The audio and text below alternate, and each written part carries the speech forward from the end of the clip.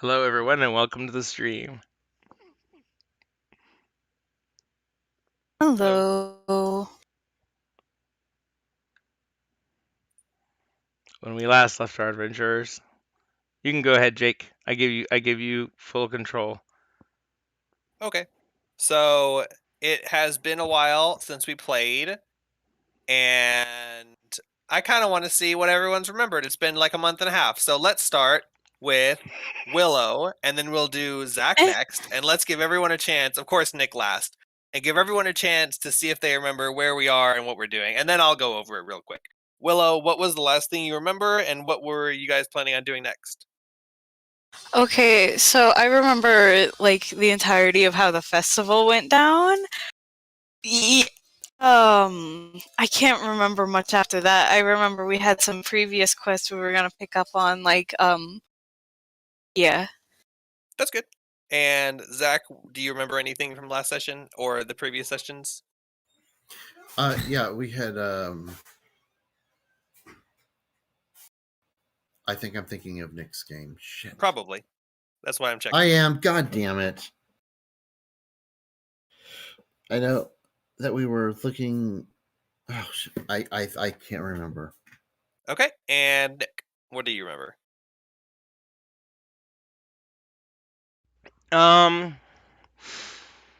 So after we finished the festival, we did some shopping. That's I don't right. I didn't don't remember that. remember any. I remember we were going to the Wizard of Wine so that we could get some wine to share it with the guy back at the castle, and also I think we got some other adventure hook there. Um I bought um a. I bought a new weapon. yes, Good. I got some mats, some spell mats to scribe some more stuff. Um, yeah, I didn't watch the last session. I should have done after a No. month. I should have done my homework because yeah, actually, I'm Yes. not really remembering any other story hooks. I remember I've got that Sonichu doll. I'm supposed to check on that before I Yeah, leave. that's a thing. That's in the book. You got to make sure you do that. Say, I thought that I was doing great, and then I realized I was thinking of Nick's game. Saying Yeah, but I should have, with it being a month, I should have watched the stream again. that's good. At least you're remembering the other game, which is the one we're playing more often. So that's good. So that's fine. I planned on recapping anyway, It'll and be a it's probably a surprise good to me. idea. Yeah, you guys will probably get little sparks of memory as I explain. But also, it's not just last session or the last couple of sessions since you guys did the whole derail going to the castle thing. You've got all the quest hooks that are still in the town that you're in, still laying there waiting for you to bite. So let me just briefly go over without in much detail what you've discovered since you've been in this town. And for the stream. Actually, I remember Yeah. everything. This is a bit for the Oh, stream, great. and Yeah. that way it gives you a prompt that you can summarize for the audience. Yeah, you guys just all collaborated perfectly to pretend not to remember anything. So, your original quest, which I'm not going to go into excruciating detail, is to find some children and save the children who were kidnapped by werewolves. And you have successfully saved one of them and dropped them off at the orphanage in this town temporarily, so they're not Oh, the girl, traveling the along with you. priest. There's a girl and the priest. I remember that. Okay, I remember Yep, that. I'm giving the recap. The So thing you just said, I remembered. good. I'm glad you remembered it as I said it. But yeah, that's good. That's good. They should be ringing a bell.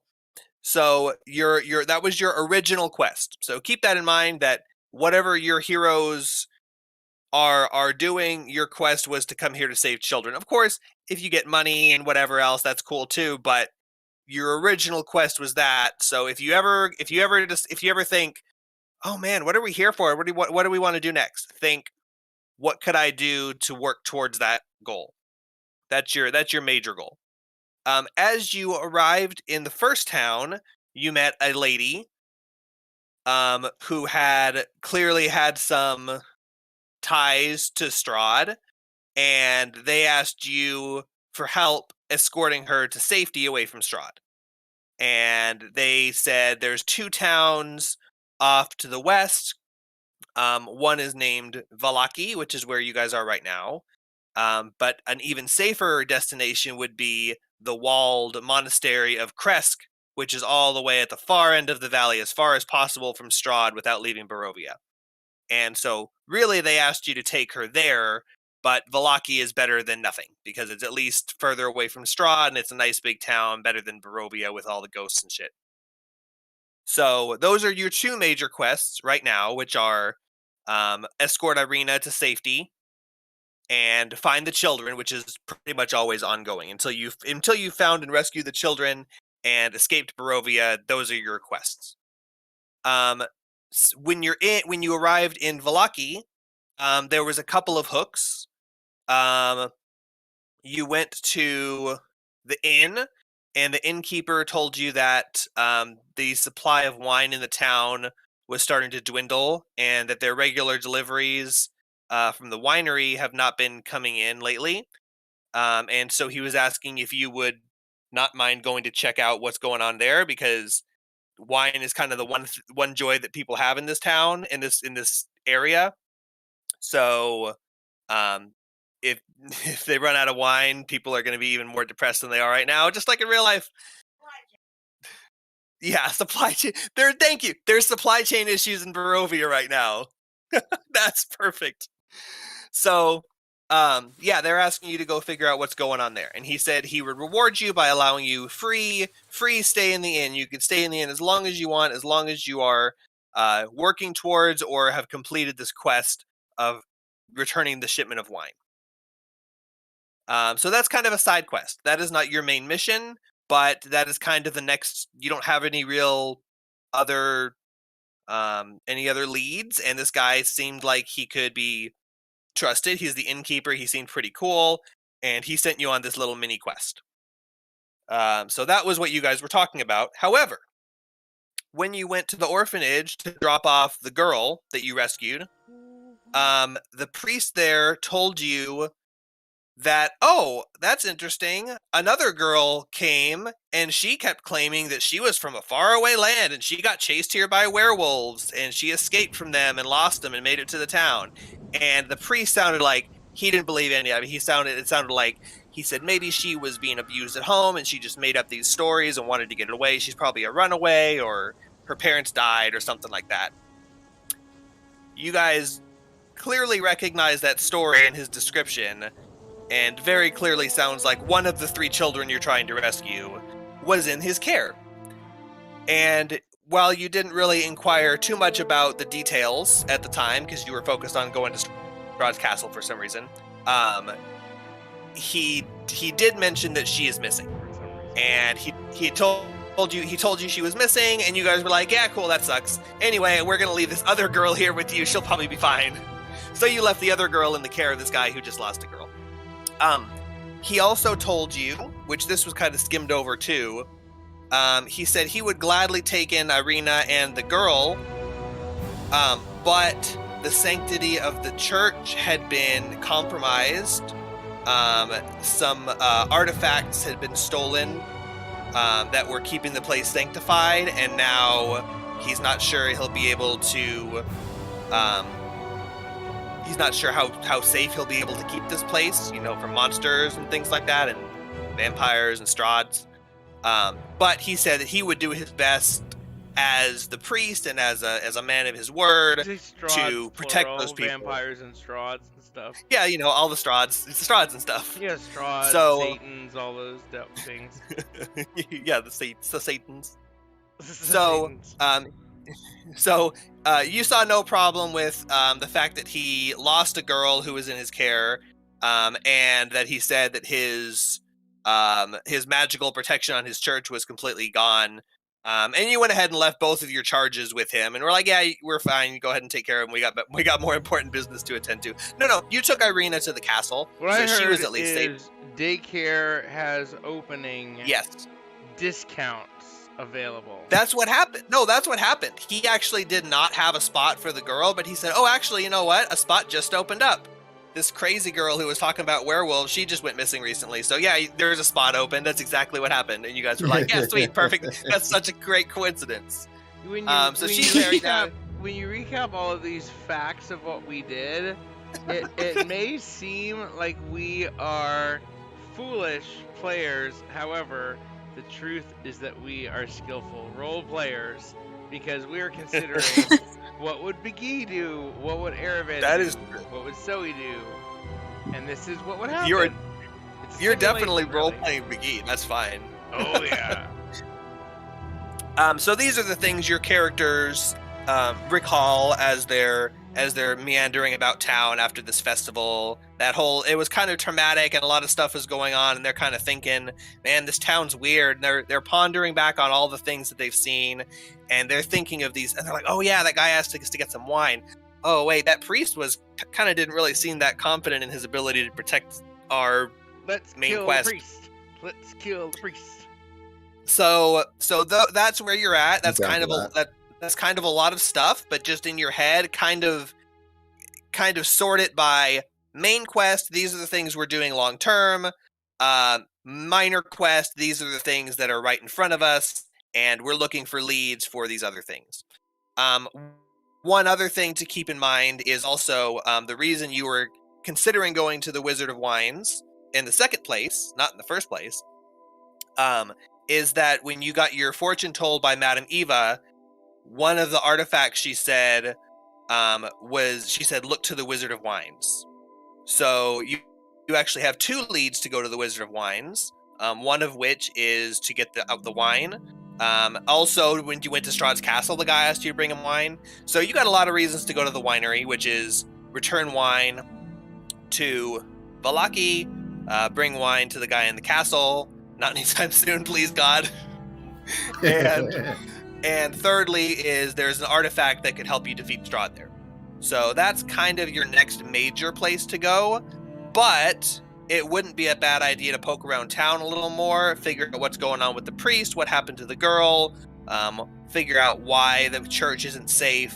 You might not need to go that much deeper into it, but it wouldn't be a bad idea to figure out a little more info and what you might be getting into. So at the moment, the festival just finished. You guys went and talked to the when I'm writing and making notes, I remember his name every time, but I cannot. Blinsky. You guys went and talked to Blinsky, the toy maker. He hasn't started work on your Sonichu doll yet, or he hasn't completed the work yet. He said he'll have it done like probably tomorrow or the next day. And he didn't seem to support. He didn't seem to support the Baron's actions, but he could empathize with what he was trying to do. He's trying to keep the people in town cheered up. So, unless you specifically had some reason to dislike the Baron and want to, rid the town of him, you don't really have any particular goals that are related to him. Your goals are more focused around what happened to this girl, who is your major quest. This is ding, ding, ding. You found one of your major quest hooks. And the Wizard of Wines, which is eventually after you save the kids, you gotta escape Barovia, and it's seeming like the only way to do that is going to be to defeat Strahd. So that's kind of eventually it's like one of those things where you're like, yeah, we should probably worry about that eventually. But yeah, so that is where you are. You're wandering around town. Talk amongst yourselves, or Nick decide, or however you guys want to do it, and let me know what you would like to do next, and I will resolve your actions as you tell me. But you can ask me questions, or I'll remind you about stuff, but otherwise it's in your hands. Okay. As Biggie, I would like to. What location are we at? You're in Valaki, and I don't remember exactly where you guys went the last time we played, what the last thing we did was, but I believe you're outside of Blinsky's house. No, you did some shopping. So you're just you're just in the middle of the city of Valaki. You went and did some shopping. Zoe got a weapon. You got some magical inks and stuff. You probably took a short rest. Check your character sheets. Decide if you want to take a short rest. If you haven't, but it's kind of like midday in the middle of the town. Looks like I'm full on everything. Well, wait a second. What's my armor? Oh, I don't need armor. Is everyone's armor good? We don't need like to upgrade to studded leather or anything like that. I don't think so, but let me check mine. Yeah, let me check too. I'm cloth. I'm doing. I mean, I could. Well, I actually can wear leather. I don't think I want to mess with that right now. But I have the option of getting leather and then saving a spell slot and not casting mage armor every day. I think it actually comes out to be pretty close. But I've got Huh. chain mail, so I think I'm fine. I have leather at the moment. you have leather, right? So Yeah. so you could actually get you could pick up an AC if we plop down some Oh. gold for studded leather. Yeah. Oh. Oh shoot, that's a good idea. We should do that real quick. Yeah. Okay. Can we is there an armor shop? I know that we were at a blacksmith. Would he also have like leather armors, or I mean, I'm assuming there's got to be a shop for that in this city. Is there? Yes. You could look around and you could check with the blacksmith if you are trying to get metal that armor that's reinforced with metal. Studded leather probably would be more of a blacksmith type of thing. Oh, okay. So like, yeah, maybe he takes leather armor and then just adds studs to it or something. Okay, so Yeah. to role play, Big E is going to so yeah, so we're just hanging out in the road basically, picking up where we last left off, and Big E says, "Hey, Aravan, that leather armor is looking a little shabby there. I think I'm fine using my magic to protect me, but while we're in town, you should go pick up an upgrade. I bet a blacksmith could pop some studs on it and give you increase your armor class by one. Ah, damn it! Couldn't do it without being meta. I'll hand over the gold. You know, of course we're communists here, so we share all the gold. What's yours is mine, including toothbrush. And then I pull out my Um, toothbrush. That's so gross. I pull out my toothbrush, and I'm like, here you go. Here's my toothbrush. You want to brush your teeth? Because communists are gonna force everyone to share their toothbrush. Everything is shared, Really? including toothbrush. Yeah, that's communism. Tankies. So you go to the Okay. blacksmith and you arrive at the blacksmith and it's noon and the festival's been over for a little while, so he's sitting there pounding away at his anvil. He doesn't hear you guys approach. Biggie, hand me over some gold so I can go buy it, please. Oh, I don't know how much I'm holding on me. Oh, pocket gold equals 71 is what I have written down. So Oh. I have 71. That should be plenty. Oh, I wait, let hand me you. check mine. Sure, I hand you a pouch that my pouch has 71 gold in it. I hand it over to you. Okay. Well, I like reach out to take the pouch, but then I look in my own wallet and I realize I have 262 gold I'll pieces just on hold me on to my and 71 go, then.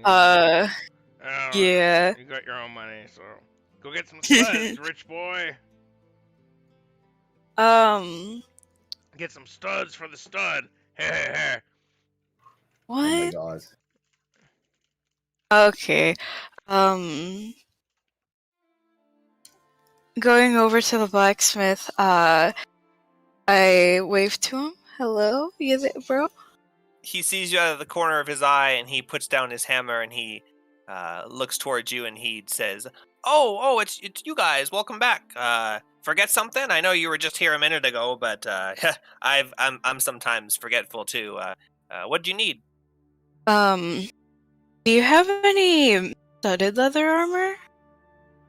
He goes, he rubs his chin and he says, "Oh, we don't really have much need for armor here, except for the guards, and that's kind of like a custom order type of thing that, he'll order a couple sets, but I might have a spare one laying around here. I'll have to look for it, but I'm sure if I have an extra, I could sell it to you for a couple hundred gold." Okay. Do you repeat the prices again? Biggie says, "What luck! She has a couple hundred gold on her right now. I mean, he has. Sorry, my mistake. He has a couple hundred gold on him right now." And Biggie says it out loud and points at him. He says, "Oh, great. Then, yeah, let me go check through my spare stuff, my shed, and see if I've got any that's in your size." And he puts down his hammer and the tool he was working on, and he walks away. And he's going to come back in a couple minutes. So if there's anything you guys wanted to discuss before he comes back, Okay. he reappears shortly, and he's holding a big, heavy hunk of leather with Ooh. misshapen studs hammered into it, and he's hoisting it up on his shoulder. And he says, here, I found the last one. This is just, I had I made a set for the guards, and well, let's just say they needed one fewer pieces of armor than they ended up commissioning by the time I was done with it. So you're in luck. This one hasn't even been used. But it's the metals and stuff I use. It was quality metal from brought to the city by travelers outside of the mists. So unfortunately, if you're going to want it, it is going to be about 325 gold. It was commissioned by the Baron himself, and it was with the materials that he gave me, and kind of pricey stuff. I'm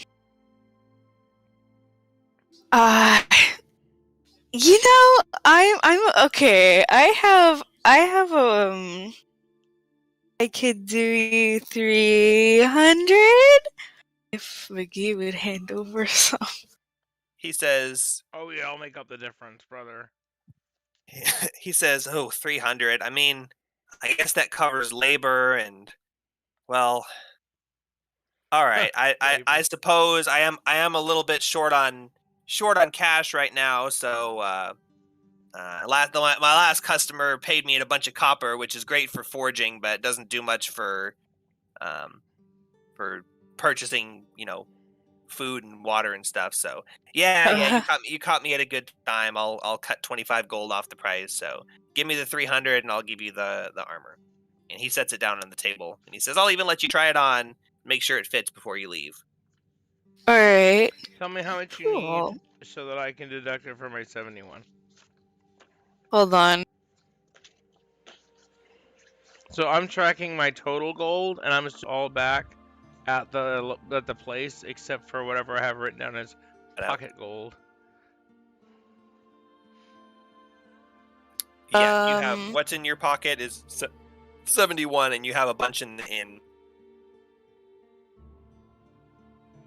I have 262 gold on me. I'm trying to do the math. The total price minus how much gold you have. I can't give you the answer. You have to do it yourself because homeschool. This counts. I know, but you know. Bro, you know. Do you have a calculator on your computer? Yes, hold on. Do you have a calculator on your Google? Google, yeah. It's the total number you're trying to reach minus how much you already have towards that number is the remainder of how much you need. Remainder is a division number. You should use proper terminology. What's the proper term? Remnant? Shit. What's the difference? Okay. I came up with the answer, but I technically said, "What's the difference?" Actually, remainder and subtraction is the result of. You guys are confusing me too hard. 300 minus your current gold.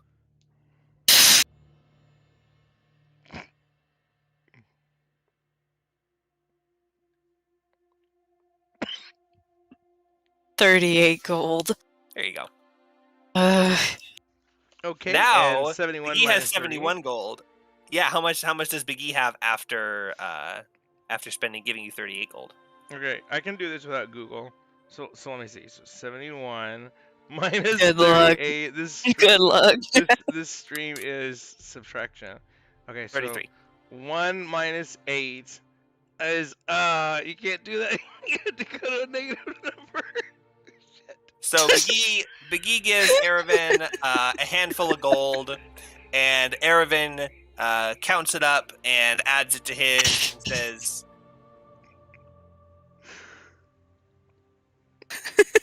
I have the 33. blacksmith looks I at have, you as you're counting it. I have 33 gold left. Good. The blacksmith looks at you and says, "Oh, that looks like about enough. Don't worry about counting it out here. I'll count it just to make sure. And if you ever come back, I'll let you know if you were short. But no pressure or anything. I trust you. That looks like a good pile. Go ahead and try this on. I'll scoop these up and take them into my coffers." All Hey, right. Biggie, you still have more money than me. Yeah, I'm pimping. Wow. I'm gonna get a gold crown on my tooth. I'm gonna have I my- want Oh, to it's so gross. the studded leather armor. Whoop whoop. At some You point have- over the last 20 years, you think the pain from a tooth like that would eventually get to you so bad that you'd finally just tear it out yourself, even though you can't afford dental care. I think the problem is that it hasn't started hurting for him, and so he's like, "It's fine. It hasn't started hurting yet. It'll be all right." I don't see how that's possible. So you get the studded leather armor. Your armor class is now 16. Cool. It's identical to leather, except it's 12 instead of 11 base. So yay, do. So update your item Cool. sheet to make sure it says studded leather armor, and you still have the extra set of leather armor for whatever reason. Yeah. And then make sure you update your main armor class on your character sheet. Oh wait. Would there be any bad reason to sell my normal leather armor? Because I don't think anyone's gonna use it. I mean, unless you want it, Vicky, or something. No, you have Because to- I heard you had cloth armor. Oh shit, you're right. Well, just hang on to it. And yeah, you're right. Alright. Because I don't have a pair of leather armor, so even if I wanted to do that, so yeah, just hang on to it for now, and I'll look at it later. Alright, cool. Stuff it in your pack. Can you add I'm studs to writing it down. chainmail? Hold on. So studded leather is one of those weird things in D&D where it's not actually a thing that exists.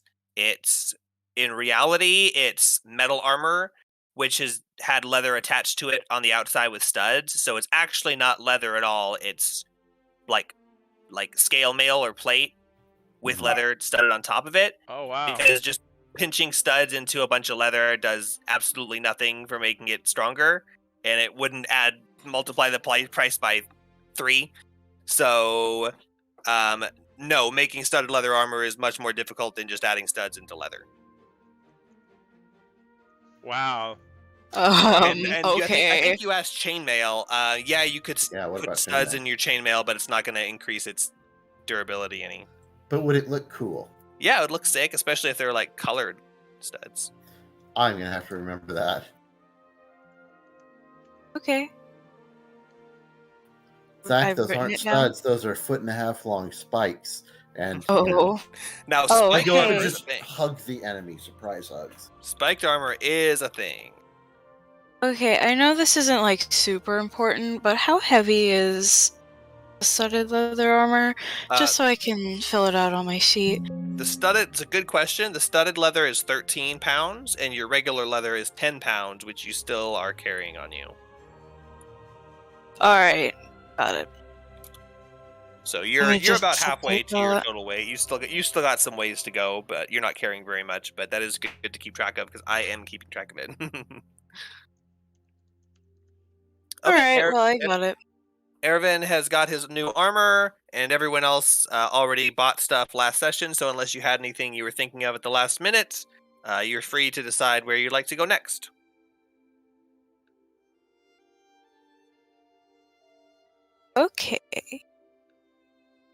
Okay, so my thoughts is that maybe we go to the inn and see if anyone's around that we might ask about the priest.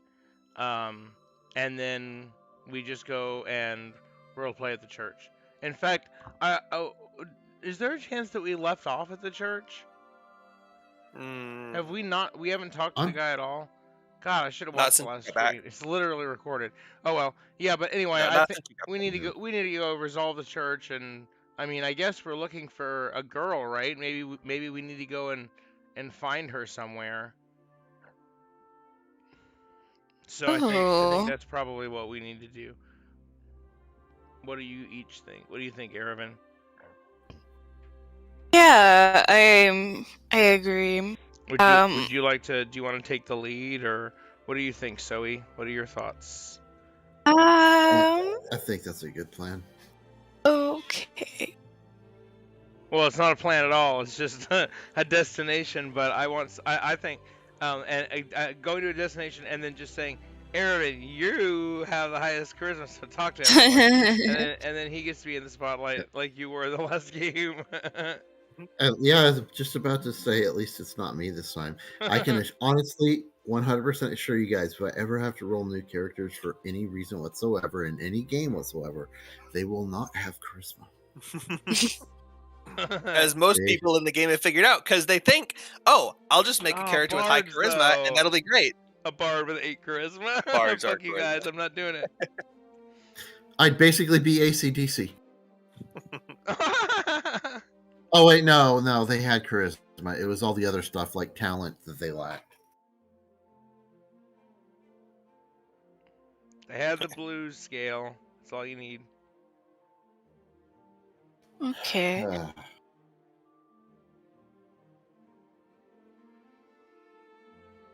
As your party stands in the center of town, pondering what to do and talking about nonsense, a rat walks past you and squeaks, and Oh. there's a little boy chasing it, going, "Come here, little rat! You're gonna be my lunch." Um, He runs away. He's around a corner. um, You don't- Okay, you okay. Don't, you don't want Big E to talk to the priest. I'm telling you. I'll talk to some of the people. Can I go to the bathroom real quick? I'm sorry. Yeah, go ahead. Yes. Actually, I'll be right back too. All right. Short break, less than 5 minutes. Oh, good. I Yeah. need a break too. Yay! Bye. The stream is running, but we're all AFK. Oh, Zach's here, unless he goes AFK. So Zach, if you want, you're I'm free here. to go on your political ramblings if you'd like. I'm going to do stuff that's going to get you shut down. No, don't get me demonetized. Hey, Nick's feed. Anybody want to listen to the Beatles?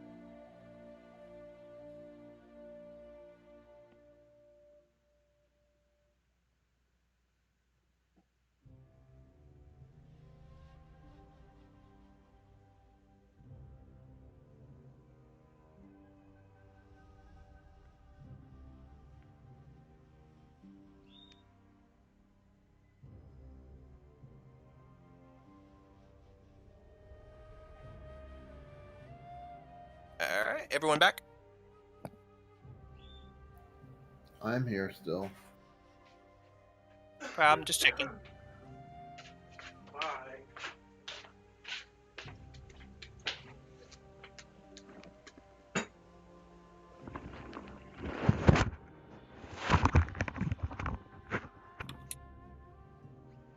Okay, yeah, so we're good, right?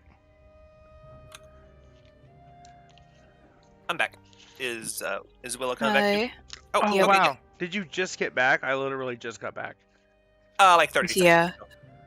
Oh, okay.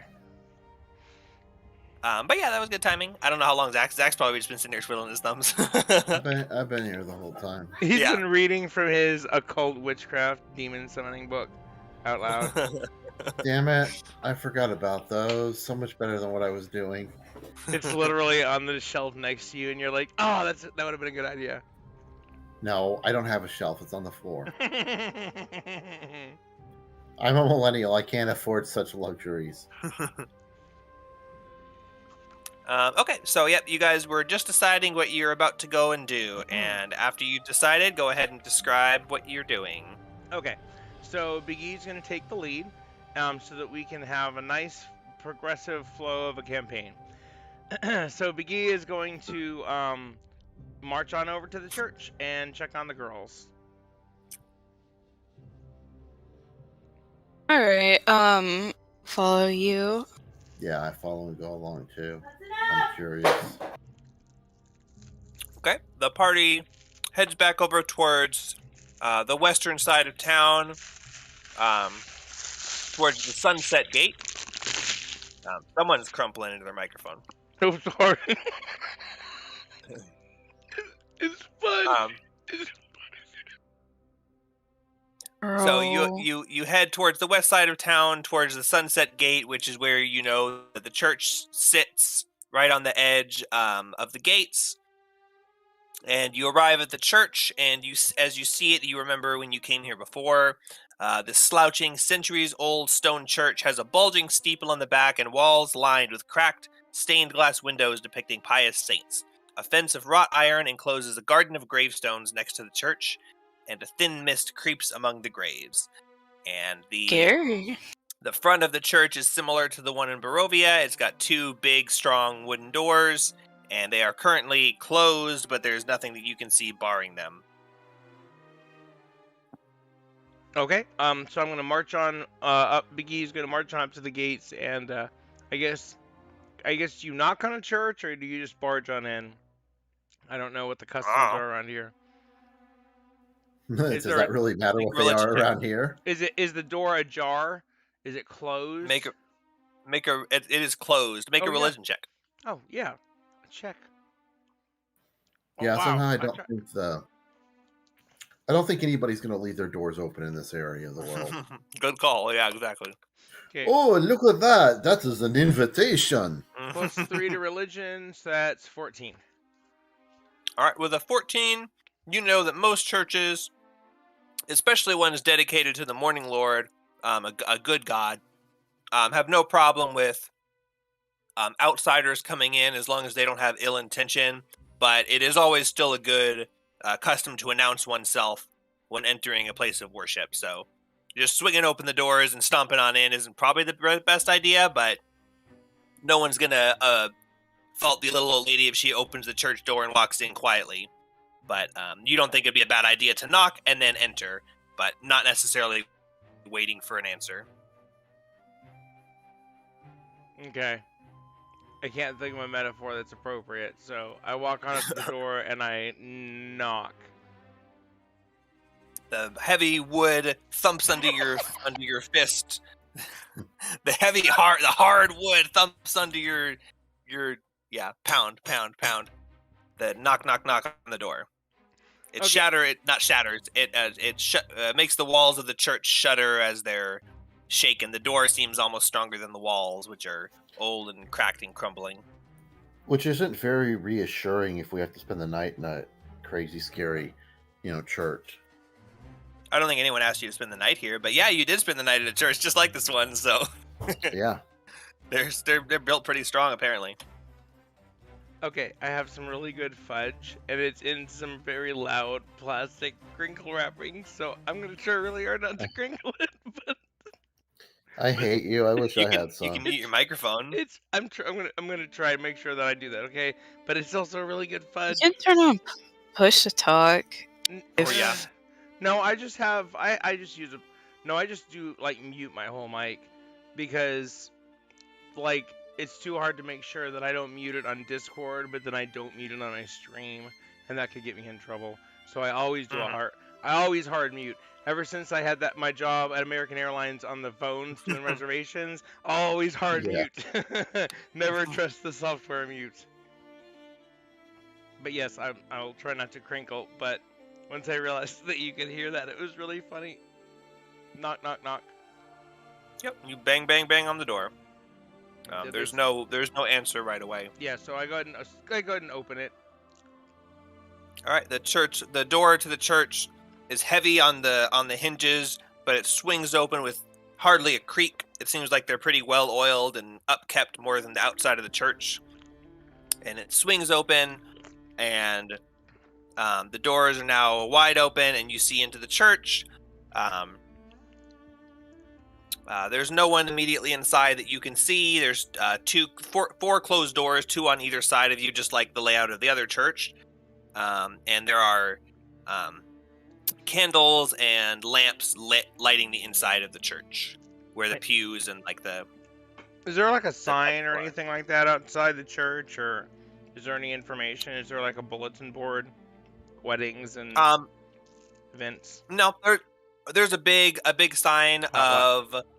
There's a big sign of the Morning Lord, a big like a carved decoration in the top of the church, like a sun. And on the inside of the door, as you peek in and look around, you do see a flyer for the Festival of the Sun that says in big bold letters at the bottom, "All will be well." And it's like tacked. It's like there's like a nail just haphazardly sticking out of the wood door. And you see a bunch of other pockmarks in both doors, like where other things have probably been hammered in, like a lot of them. But there's only the one flyer right now. Okay, cool. So I walk on in. Hello there, churchies. It's me, Big E. How looking for to talk to the priest in charge. A young boy comes out of a room towards the back, and you recognize him from the last time. He's the altar boy here. His name is Yeska, and he says, "Oh, yes, it's you fellows again. Father Lucian is out tending the graveyard right now, but I can go fetch him if you'd like." Tending the graveyard? He says, "Yes, trimming the hedges and laying flowers and things like that.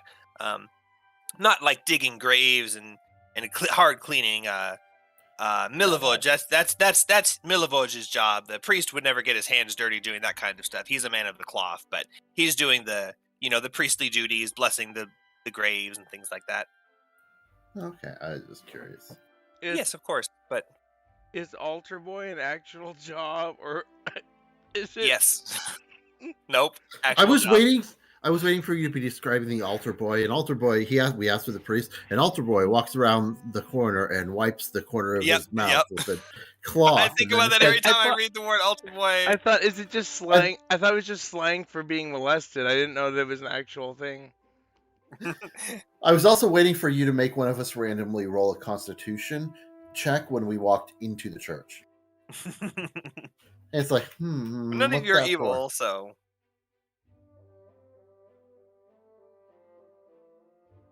Amanda just interrupted to let me know that I'm icky. He looks at you as you're standing there, and he says, "Oh, would you like me to go fetch the Father Lucian from the graveyard?" I'm sure an he's altar been out boy there is for a an little while. I'm acolyte. sure he's. It's just an acolyte, just a little kid acolyte. But why is it Basically. gotta be a little kid? Altar boys are a thing. They're But- Catholic here. Yeah. Okay, but I mean, an acolyte could be anyone, could be an adult. It's gotta be little kids. Yep. Okay, so yeah, is he bringing us to Father Lucian? Nope, he's going to bring Father Lucian to you if you would like him to. He asked you and he's waiting for a response. I would just as soon say that we could go out back and get them ourselves, but I make bad decisions and poor life choices.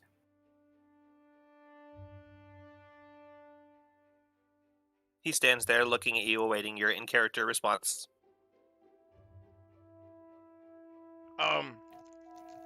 Okay, Hey, yes, please go grab. okay, so I want to ask him about the little girl who went missing. I want to ask for a little more information and see if there's maybe a side quest to go and try to find her. He says, "Oh, I don't know of any missing children. I mean, sure they do go missing occasionally, but none have really gone missing lately that I know of."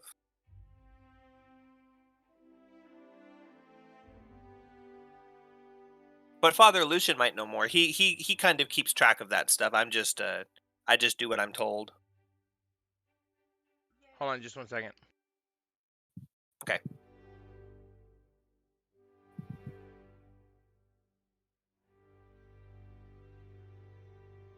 Okay, Willow is going to rejoin. She needs to she since we're not doing like table plop or anything, she's gonna get off the computer and switch to her like phone Discord, um, and go in her room, cause Okay. she's like sitting right next to the TV where Noah and Lily are just hanging out and watching stuff, um, and it's just kind of hard for her to focus. So she's gonna switch to her room so that she's able to pay better attention. Um, Okay. Yeah, we're not doing table plot probably tonight, so that'll be fine. yeah, we're just setting up what to do next. So Okay. anyway, sorry. So all right, yeah. So what was the last thing after I asked the guy about the little girl that went missing? He said the kid, the altar boy said he's not aware of any recently missing children. He knows they go missing occasionally, but the father doesn't really disclose that information to him, and he hasn't noticed anyone missing lately. Who told us that there was someone, a girl missing? Was it Arabelle? The father, Father Lucian. Okay, I tell the altar Priest. boy, dude, Father Lucian said that there's a girl missing. He says, "Well, if Father Lucian said it, then I'm sure it must be true. Bless their soul." Okay, so you're no help. So where's the Father Lucian? He says he's out back in the graveyard. If you'd like me to fetch him for you, or if you'd like to go out there yourself, you're I'll go out welcome there to. myself. So McGee, trod, march out to the graveyard. Okay. The door is. There's no door in the back of the church. The kid stops you as you march towards the back of the church, I'm assuming, since you didn't specify, and he says, "Oh, the entrance to the graveyard is through the gate around the front of the church." Well, Oh, then that's I'll weird. just turn around, and I turn around and march back out the front of the church. All right, you march out the front of the church. Does Zoe follow. and Aravind? Okay, Hi. Zoe and I'm assuming Aravind Sorry, I'm follows. back. Welcome back. That's okay. Biggie tried asking the kid for information. The altar boy didn't get anything, and so he is going to the graveyard. So you walk out the front of the church, and you walk around the corner, and sure enough, there is a wrought iron gate sitting there off to the side, and it appears to be unlocked. There's just a little latch on it. And you can kind of see into the graveyard, but you only see, like, from this angle, you maybe only see a quarter of it, and most of it's blocked by the church. Okay, I cast Mage Hand and use the hand to open the gate. All right, your ghostly hand reaches out and grabs the wrought iron gate and flips the latch and pulls the gate open with less than 5 pounds of force. And the gate creaks open, and it creaks again, just like the front door. It creaks just so ever so slightly, but it seems like it has been well upkept and recently oiled. I cast Minor Illusion and create the sound of a fanfare, like, and I go, "Eh," Oh god. and I walk through the gate. All right, you're on the other side of the gate, and there's a Sorry, dirt I path found my beneath spell you. sheet. I found my spell sheet. Good, use those cantrips. That's what they're for. Beneath your feet is a gravel-lined dirt path that trails and follows the contours of the church and leads directly behind it. Yeah, around I go.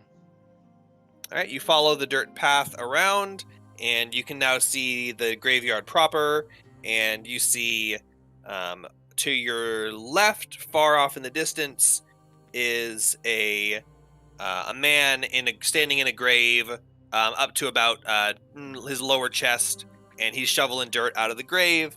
And you see Father Lucian, who you've met before, standing there in his robes, and he's laying. He had just laid flowers on a grave. You see the fresh flowers laying on top of the gravestone, and his hands are clasped in prayer with his eyes closed. I would also like Okay. to make sure that I mention my familiar is on my shoulder. My owly guy. My owly guy. who- Archimedes is on your shoulder. Yes, Archimedes. If we don't talk about him or think about him, then he's not there. I want to make sure that he's there. Woohoo! But that's not the sound that he makes because that's not the kind of owl that he is. But we're not They going to go, get into that right now. I'm not that kind of owl. Pidgey, what's it's like an elf owl, isn't it? Isn't it called an elf owl? Yeah, elf owl. Oh my god, they're so cute. Elf owl. They sound like a little fox. They go, but like a high pitched squeak. Yes, Aw. and that's what my owly guy is. Yep, he squeaks on your shoulder as you stand there looking at Father Lucian and an unknown man digging a grave in the corner. Probably about Father Lucian 60 feet away, and the other guy is maybe 110 feet away. Okay, so Biggie is going to walk up to Father Lucian. Hey, excuse me, Father. I wanted to speak to you a little bit. If you have some time. He pauses for a couple of seconds and finishes his prayer, which is he's silently praying, but he clearly finishes, and then he turns his head up and opens his eyes and unclasps his hands and puts them in front of him, his hands in front of him folded, and he says, "Oh yes, sorry about that. I was doing some morning rites for our dearly departed. What can I help you with today? I forget your name, but I know I've helped you before. I know I've spoken to you before." Yes, you can call me Biggie. And I am a wizard. Bro, He says- come And on. to think you could have let me taste test them too. I don't need to Come on, introduce no. myself every time.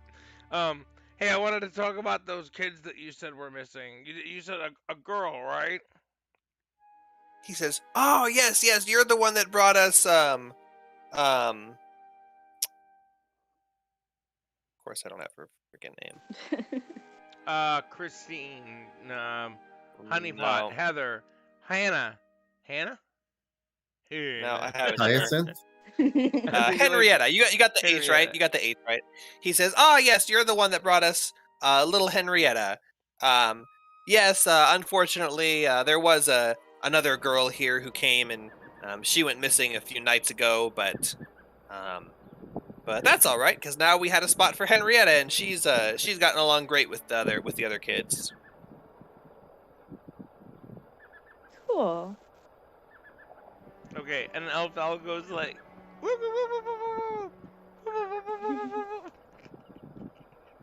He looks at the owl and smiles. So that's what sound makes. Oh yeah, sorry, what happened? He gave you nothing. Continue asking questions. Okay. Yeah. Who is that girl that went missing? He says, "Oh yeah, it's I believe her name was Gwendolyn. She came from she came in and she said that she was coming from a long far away place and that she was being chased by werewolves and she escaped and she came here, and I know that that's the kind of tall stories that kids around here get up to when they're, they like to tell themselves stories about things that happen when their parents get eaten by monsters or fall in a lake or something like that. So, or maybe they were just abusing her and she escaped from them. But yeah, she is telling tall stories about escaping from werewolves. But of course, I wouldn't turn away a lost soul. So I took her in and allowed her to stay with us. She got along great with the other kids, and they were hitting it off. And she was teaching them games that I've never even seen before. I mean, I don't think she was from a faraway place, but her games sure were imaginative. Certainly nothing that anyone here has ever thought of. And the kids were playing those games. They were getting along great. And then one day she just didn't show back up at the church. And I asked a couple of the kids about her, but all of them said they didn't know anything about her. When I said Wendy, they said, Wendy who? They didn't even seem like they knew her name, but which started to make me think I was going crazy, but they're still playing the games that she taught them. And actually, it's kind of funny. Henrietta seemed to catch on to those games pretty quickly. Like she already knew the rules for the games, but yep, they're hitting it off just fine. But yeah, I don't know what happened to Wendy. Sad story. Did she live somewhere else and then she comes here and then one day she didn't show up, or like when was the last time that you saw her? It was a couple of nights ago. She went off to play with the children, and I don't know what happened to her between then, but she never ended up coming back to church. Oh, they never came back from playing? Well, where were they playing at? Wendy didn't. Where were they? He says, the children play all around town. I don't know exactly where they get off to. I don't keep track of that closely. I just Break Leg Canyon. yeah, all the normal places. In the open sewer. They play swing-a-dings on the old hanging tree. They like to climb into the graves and bury each other in dirt and see who can last the longest. And they'll go into the lake and dare each other to hold their breath in the center of the lake for as long as they can while holding rocks. Oh yeah, yep. Yeah. See how many rocks they can hold in their mouth. I had these friends growing up, Nick and Joey, and they used to play with me in the pool like that. They play this game where they try to hold me underwater, and I try to live.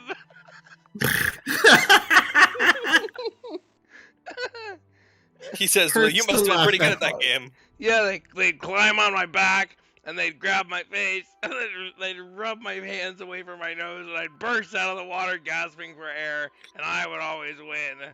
Because I guess if they won, that means I was dead. You have to win every single game. They only have to win once.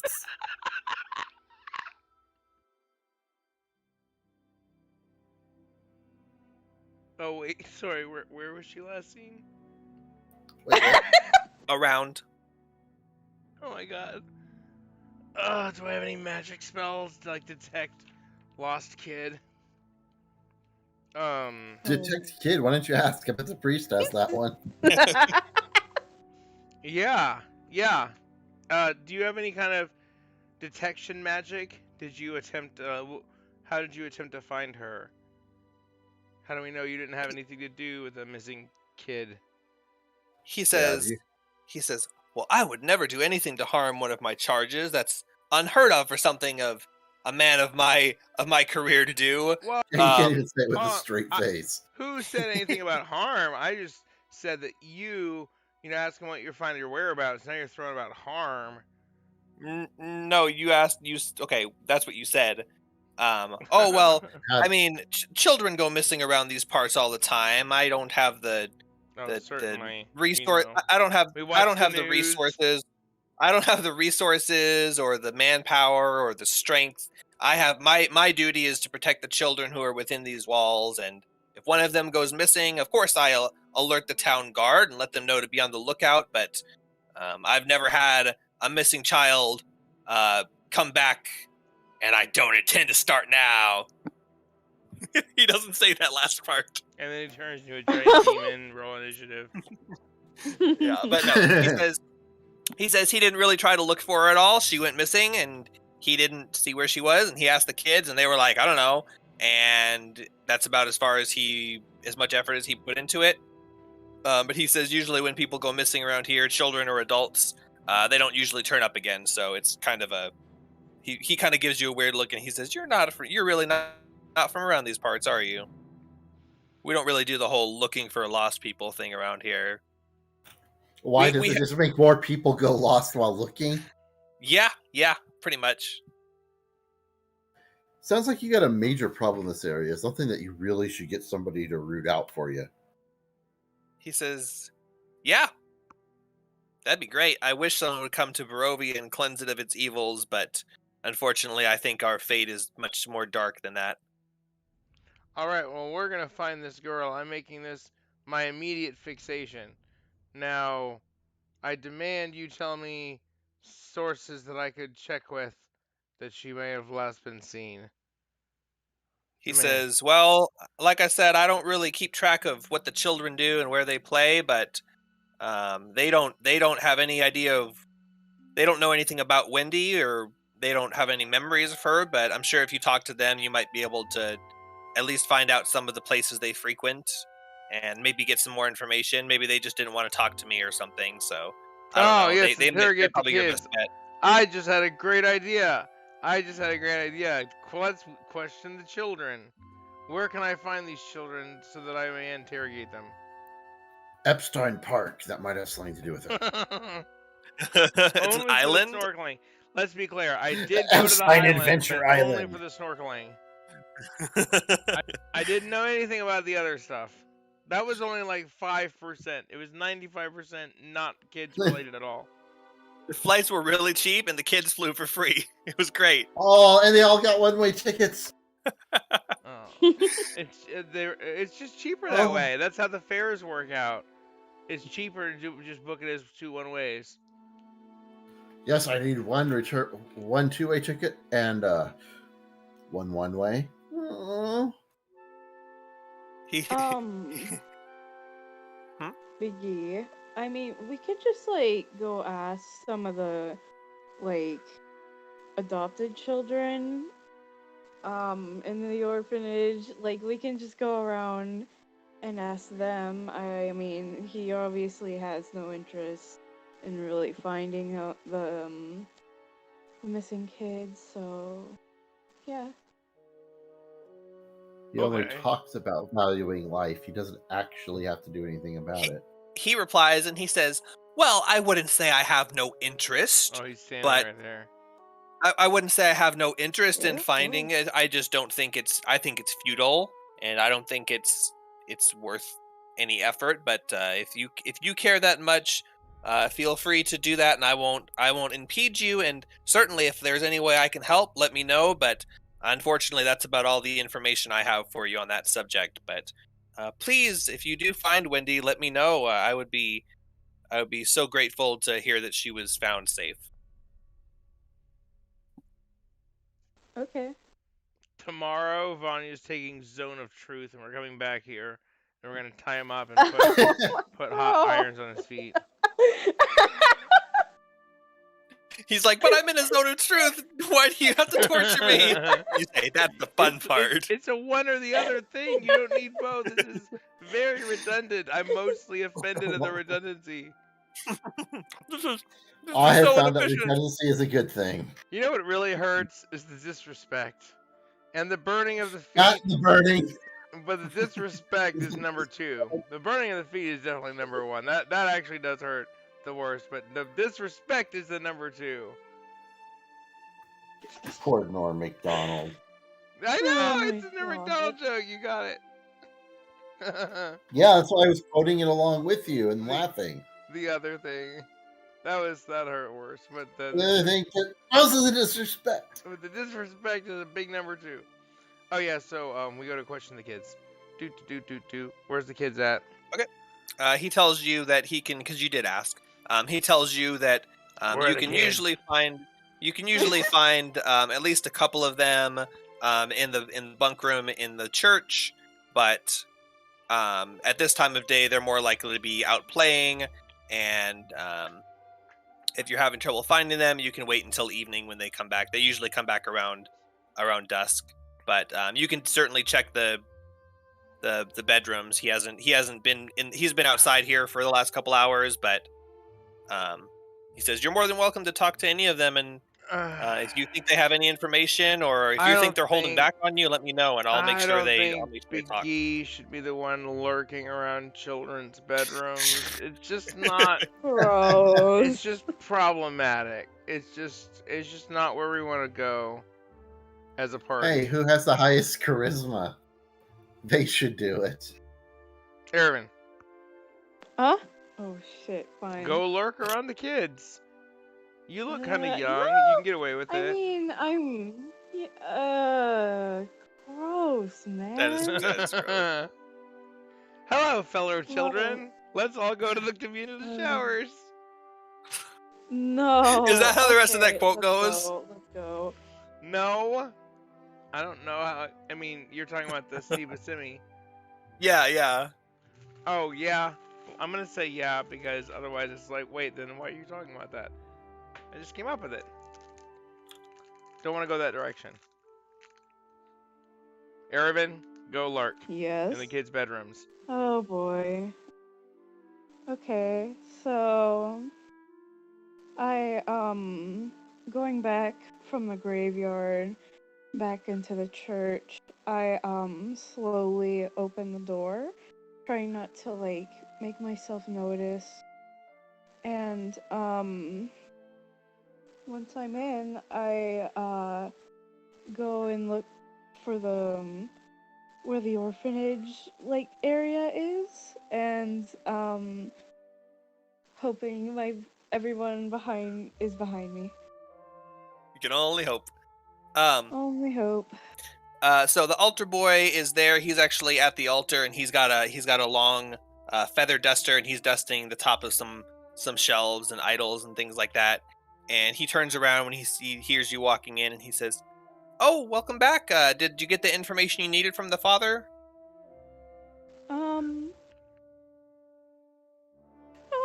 Well, yeah, but we're still going to ask around and stuff, just a little more.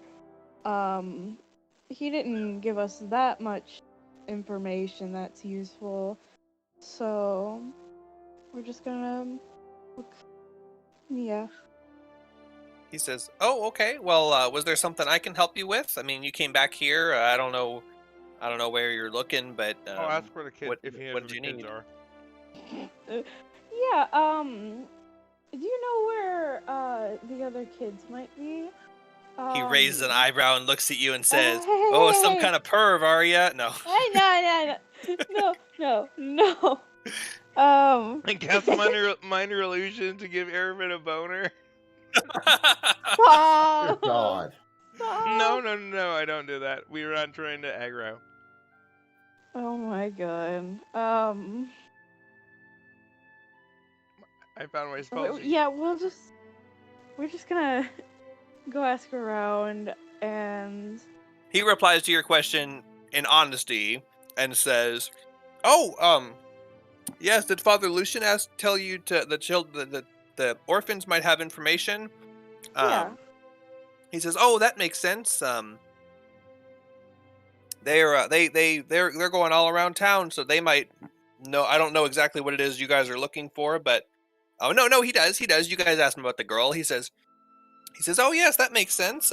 They might know whatever girl you're talking about. I don't really play with the children much. I'm more dedicated to my priestly studies, and they're always running around and playing games and stuff. So I can't believe I didn't think of that. That's a great idea. Well, the bedrooms are back in the back there, the bunk room. Most of the kids, I think, are out right now, but if there's any in there, you're welcome to talk to them." What's the name of this church? The Church of Saint Andrel. Zoe, do you want to go to the bedrooms or the other place? What other Um, place? That was the only Yeah, what's place. the other place? Mm-hmm. Then away we go. March, march, march to the bedroom. All right, let's go. Alright, cool.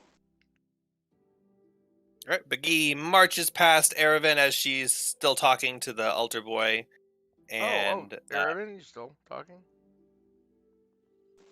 No, I've gotten what I needed. okay. As the party turns away, he says, "Okay, well, if you need anything," he hollers out to you as you're walking away, turning your back. He says, "Well, if you need anything, just let me know."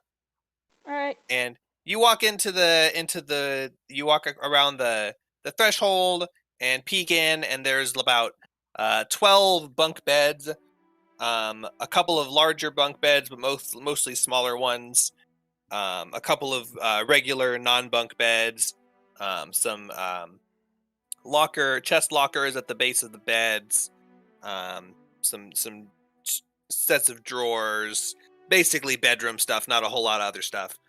And there is one child asleep in one of the top bunks, and another boy is sitting on the lower bunk with a knife, and he's carving a piece of wood. Oh. That scared me for a Wake, moment. wake up the sleeping one. The one who's carving the wood looks up at you as you come in, and he's got like big round eyes, and got like sunken, what do you call like the things, but like bags under his eyes, and he looks like his like cheeks are sunken in. He looks up at you, and he looks back at his carving and keeps carving. He looks like someone of interest. Yeah, that Just doesn't describe what sound it looks like. Ask him. doesn't ask him doesn't about sound that. like you've just.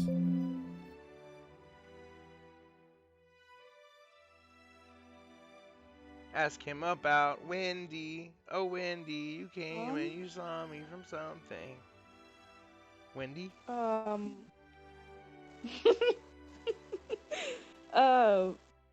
We were.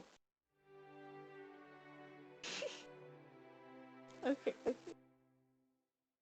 Okay, Big E says, "Hey, little kid, what's your name?" He looks up at you, and he looks back down at his wood carving, and then while he's looking down at his wood carving and carving, he says, "My name is Oleg." Uh-oh. He sounds like he's got a whole deal. Well, hey, Oleg. I heard that you used to have a friend called Gwendolyn that went missing, and you know she used to be here because you still play the games that she taught you. I wanted to know if you remember where anyone last saw her before she disappeared. We're hoping that we can maybe find her and bring her back. Do. He continues looking down and carving, and he carves a couple times. He doesn't look like he's even acknowledged you or anything. And then, without moving his eyes or doing anything, he just continues carving, and he says, "I don't know anyone named Gwendolyn. Sorry." Oh, well that sucks. Wake up the sleeping kid.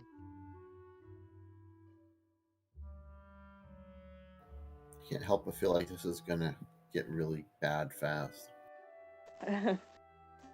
I pull out my blade and say, "I demand you No, tell me, no. or else I will No, chop do off not. your head." Do not. I don't These do are that. orphans. Don't do that. These I are don't do orphans. Alright. that. Wake up the sleeping one. Or do you, hey, do you know where your friends are hanging out? We want to go ask around and see if anyone else has heard of this missing girl. He continues carving, and he looks up at you just for a second, and then looks back down, and he says, "The others usually play outside. Me, I like my wood carving." What you carving there? He says, "A knife to make more wood carvings." Huh. Convenient. I think I saw a YouTube video about Quite. that. Oh my god. Oleg, you seem to have a real issue with eye contact while you're speaking. I think you might be on the autism spectrum. He doesn't say anything and continues carving, and then he responds and says, "Yes, that's what they say." I can offer you some literature. I have pamphlets. He says, "I have read it all. Is garbage." Yeah, the research really isn't where it should be. There should be better funding for that for sure. Well, anyway, okay, well, you gave me no leads, so off we go. Wake up the sleeping He says kid. nothing. Zoe, I'm here. well, do you want to wake up the sleeping kid or Yeah, might as well. okay, you do it Oh, Thank you. in case you piss him off.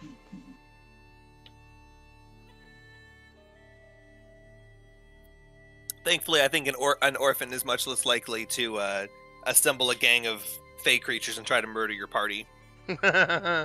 True. unless this is not an orphan and it's a fey creature in disguise. You rip off the sheet and it's a red cap. It's a mimic. Vengeance. All right, I try to wake the cat up by shaking him gently on his shoulder. All right, so you reach up to the top of the bunk, and of course these are children's bunks, so you can kind of reach the top, and the person's wrapped up in a sheet. And you grab for their groping shoulder. into the kid's bed. You just reach in there, groping. You grope towards the child's supple shoulder. Stop it. Yeah. And, No, Father, what's your name? Not now.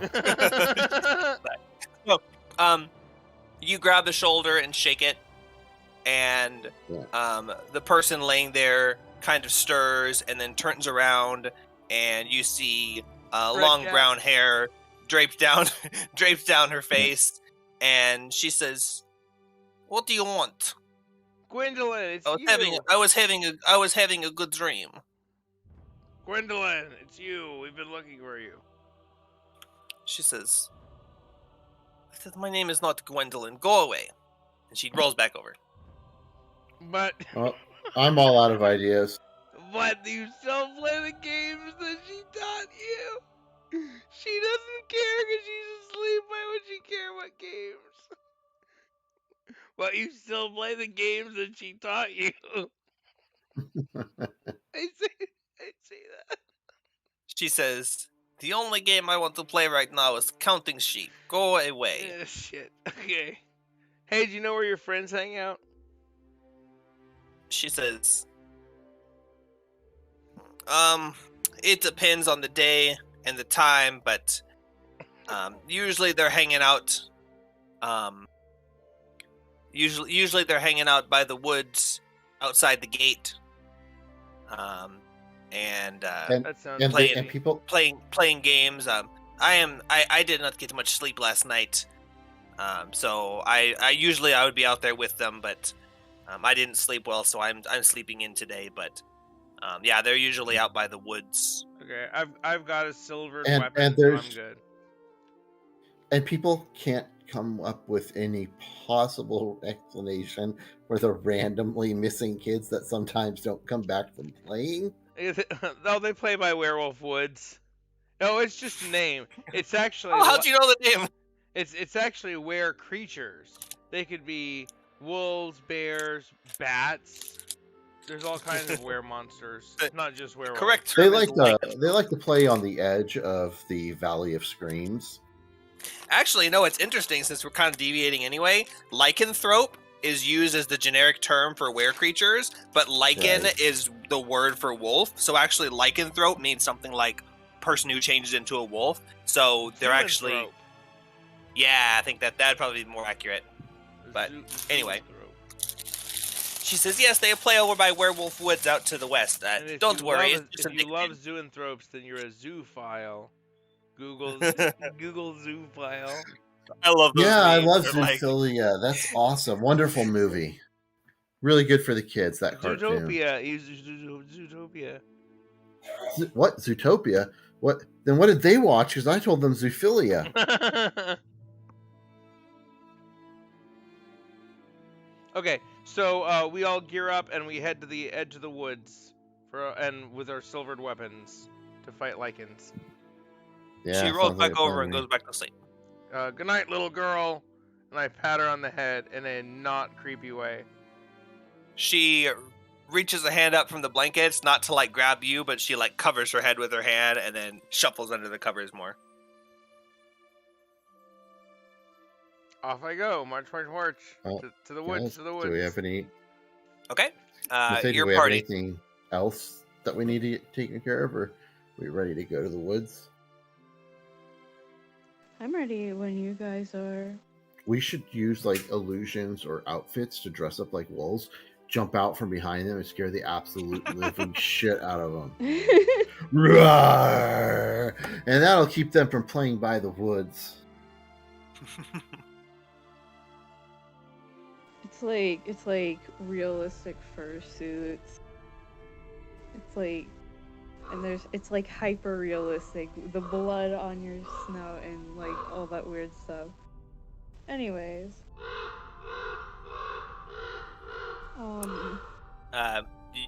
Zach asked a question to the party. Was there anything else you guys wanted to do before you go to the woods? Yeah, No. I just didn't know. Yeah, I'm good. I'm ready to head to the Svalich woods to look for the missing Ready. child. Okay. So your party walks out of the church and you head towards the Sunset Gate, which is the gate that the girl told you. She said just outside the gates right here. And you go outside and you're walking towards the gate and there's a guard standing there. And he says, heading out? Going to Kresk or the winery? Oh no, we're gonna go stand by the trees apparently and see if there's any trace of a missing kid. He says, sounds like a good plan. Have fun. Good luck. I ask Arabelle if she thinks it's a good plan. She says, well, Ah, shit, I knew it. She says, well, I'd certainly like to talk to more children, and doesn't seem like those two in there were very helpful. Seems like they're more homebodies. But if this is where the other children are, it might be a good idea to come out here and talk to them. Okay, off we go. Okay, you walk down the Svalich Road, and after walking just a couple minutes or so, you start to see the woods encroaching from either side. And there's a field off to the left, and you see some children playing not too far away from town, just like a minute or two's walk. And there's a big open field on the edges of some woods, and they've got a big furry, looks like a soccer ball, but it looks like it's all sewn up and covered in patches of fur. And they're kicking it around, and some other kids are running around. They've got sticks with like, what do you call them? Like streamers, and they're running through the field and making the streamers go. And they look like just kids having fun. Okay, so I'd like to go question the children about Wendy and the games that they play in her remembrance. Okay. Make a persuasion check. Yes! Check, check, check, check, check, check, check. Roll the dice and roll. Oh, 17 on the die. Persuasion. I have a -1 to charisma, and I have a +1 to performance, but this is persuasion. So it's going to be 16. Yeah, persuasion. 16. All right. 16, and before you start walking over to start talking, Vanya grabs your shoulder and she says, be gentle with them. They're just children, and cast guidance on you, and you have an 18. So you go out and you interrogate the children, kind of like you've been doing, asking them questions, asking if they know, just telling them the name Wendy, and talking about the games they play and things like that. Basically, yeah, just repeating what you've been saying. Not asking any new questions or anything, or investigating, just repeating the information that's been hand-fed to you. And what you're able to ascertain from them is that you're scraping your microphone across sandpaper for some reason. What the? Well, he has to smooth it out. It's got sorry. all of those lines. What And were you foam. doing? Stupid foam. You good? Oh, good. So what you're able to ascertain from them through your line of questioning and a couple of different insights you have based on the answers that they give you, none of the children you speak to have heard anything about anyone named Gwendy, Gwendolyn, Wendy, or anything like that. They're looking at you like you're crazy. They say, we've never heard of anyone by that name before. They say that they've come up with these new games on their own. They say that they've they're kids. They make up games all the time, and they've come up with these games. And they say they don't know anything about a Wendy. They say, and no one here has gone missing in a long time, because all of the children who are from this place know better than to play out in the woods after dark, and that it's dangerous out here, and they're all smart enough to go inside, back where it's safe. So The games none that of they them- play, they don't know where they came from. No, they made them up, and they say They none made of them us, up. none of us would ever get lost or go missing because we're too smart, and we know that we need to be inside before dark and stay out of the woods. And they all say that, huh? Yep, that's pretty much what you can get. Go Everyone you kids. talk to, you repeat that to them, and you say things like, how do you know that how do you stay safe out here? You're playing so close to the woods. And they say, oh, we just make sure we're back in the town at before dark, and we never go into the woods. They say, Why do you play so close to the woods? Oh, okay. So then she did They say, go into the "I woods. like- She must have gone one into of- the woods. The one you ask says, I like the danger. And they got like a real creepy face, and they got a big unibrow. Hey, Danger Kid. So what would what you happens yeah. if you accidentally get the ball kicked into the woods?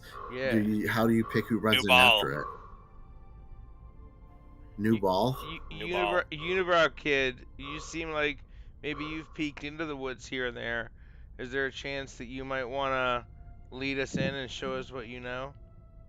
He shakes his head and says, never been into the woods. Want to go in sometimes. Pussy. The shiny lights at night make me really want to go in, but I know better. I don't think night is a good time to go into the woods, huh? He says, no, stay inside, but stay inside by night. Don't go outside at night. Never into the woods. Do you know anyone who No, has gone into the Igor gets beat up if he kicks the ball into the woods. The other children get mad at him. Oh, Igor, huh? Igor. It's always Igor. They always Which blame one's Igor. Igor? Even when Igor didn't kick the ball into the woods, they still blame Igor. Well, our which is party fine. leader over here can sympathize with that a lot. You see in the distance a bright-eyed, cheery girl walking towards you, and she is waving. And it is Great. Henrietta, and she says, "Oh, hey guys, hey, it's good to see you. It's been a little while. What are you doing out here talking to these kids?" We got a hook that there's a little girl missing. That's your friend named Gwendolyn, and the and the kids still play the games that she taught them, but they deny it, and now we don't She know says- what to do. She says, "Oh, that is weird. You know, now that you mention it, they do seem to know all the games back from home, which home is a long ways away, and they still play out. They still know all those rules, just like they were back home, which is kind of All strange. the But games, they know them. she says, yeah. Oh, well, hopefully you find a lead for Wendy. I sure do hope that her and Philip are okay. I'm afraid what's going to happen to them with those wolfmen and what they were doing." She says in a hush. She doesn't want to scare the other kids, talking about werewolves. And she says, "This whole place is kind of creepy, if you ask me. Why, just the other night we were out here playing, and Night? But he said you don't play at night. just the other day, when it was approaching night, but just the other twilight, a twilight ago, all the kids started going in, and it was barely even dark. And I said, "Where are you guys going?" And they said, "We're going in. We don't play out here at night." And I said, "It's not even barely dark yet." And they said, "Yeah, but we don't want to risk it." And so I just stayed out here because, I mean, I can see the gates from here, so I figured it was fine. So I was out here playing, and there were some really bright, like sparkly, warm, inviting lights in the forest. And I went to go see Inviting? what they were. Yeah, they like, when I saw them, they just made me feel Shit. warm and fuzzy and happy inside.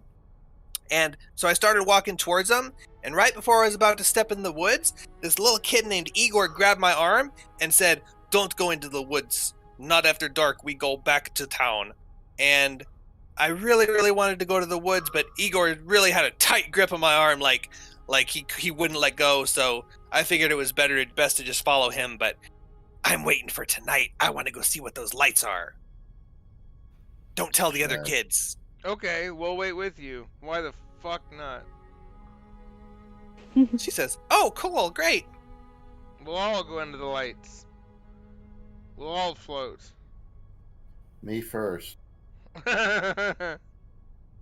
She says, "Cool. Well," As the 99 red balloons go by.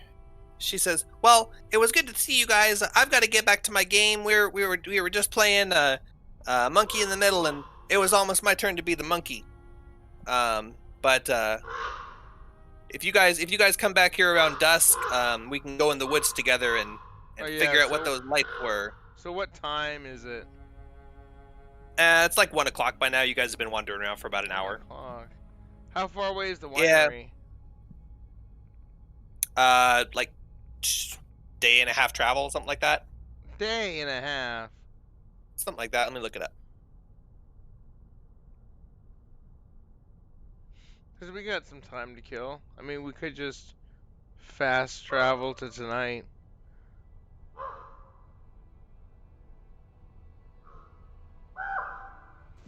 At a normal pace, it's 2 hours from Valaki to the winery, and there and back it would be dark as you're getting back if you went straight there and straight back with nothing happening there, which Yeah. there's gonna be stuff happening there. Nah, let's not try to squeeze that in.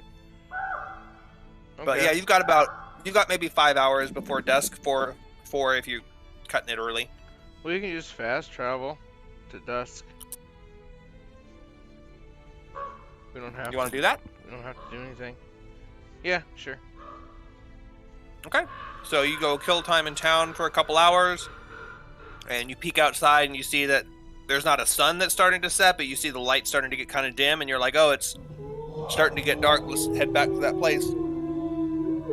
And you go back out there, and sure enough, as soon as you exit the gates, the guard stops you like normal. He says, "Make sure you're back in town before nightfall. The gates close after dark." Oh yeah. We're just doing a quick peeky peek at the old will-o-wisp lights. He says, "All right, well, be careful out there and don't bring anything back here that we don't want." Well, we might. Well, that's not really up to us now, is it? He says, "That's a fair point." And he lets you out, and he says, "The gates will be closing in about 30 minutes, so keep that in mind." And sure enough, as you guys are walking along the path, you see kids here and there trailing back towards the gates, and Henrietta is nowhere to be seen with the kids. So we fast travel, and now we only have 30 minutes before the town closes for the night, and then she's not even here. She's not Honestly, with the kids this is- going back into town. Oh. Goodbye, kids. Goodbye, kids. And I stake out a good spot to do some eerie light watching. Just so y'all know, the first nightmare that I actually remember ever having when I was 3 years old, this is quite literally like exactly how that nightmare was going. Uh-oh. And I That's a wish good I was sign. even fucking joking. So do you go back to the edge of the woods where you saw the kids playing? You're walking past the children who are coming in, down the path, but you haven't gotten to that area you were at yet. Yeah, I'd go that way. Okay, so you continue there, and you see Henrietta sitting next to a tree, and she's got flowers, and she's got a pile of flowers next to her, and she's picking the petals off of them. And they're actually not really flowers; they're more just like those plants that kind of look like flowers. They've got like slightly discolored leaves, but she's picking off the quote unquote petals. And she's got a little pile of petals around her as she's sitting there picking them. And she stands up and drops her flowers, and she goes, "Oh, you guys came! I was starting to think you'd chicken out." Giggity. Yeah, giggity. Ew. Oh my god. How old is she?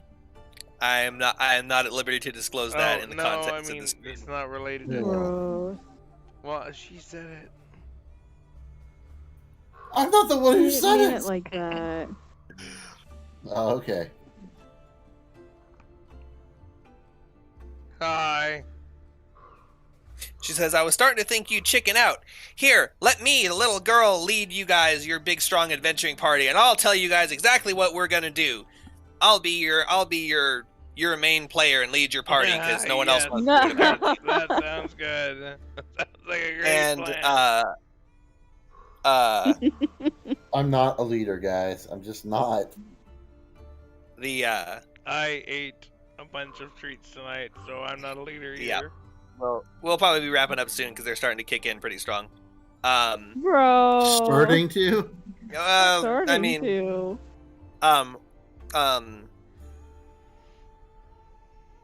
Arabelle chimes in and she says, "Hey, that's my job. I'm the Deus Ex Machina here." And she says, "Sorry, I didn't mean to encroach on your territory. Please, be my guest. Lead the party on the railroad tracks." And she says, "Yeah, that's right. Now, where did you say you saw these lights?" And Henrietta motions towards the woods, and she says, "It was right around this time, maybe a little bit later, kind of right in this area. But the lights themselves were way deep in the woods. It kind of made me want to go all the way in, but the kid grabbed me before I was able to get past the brush." And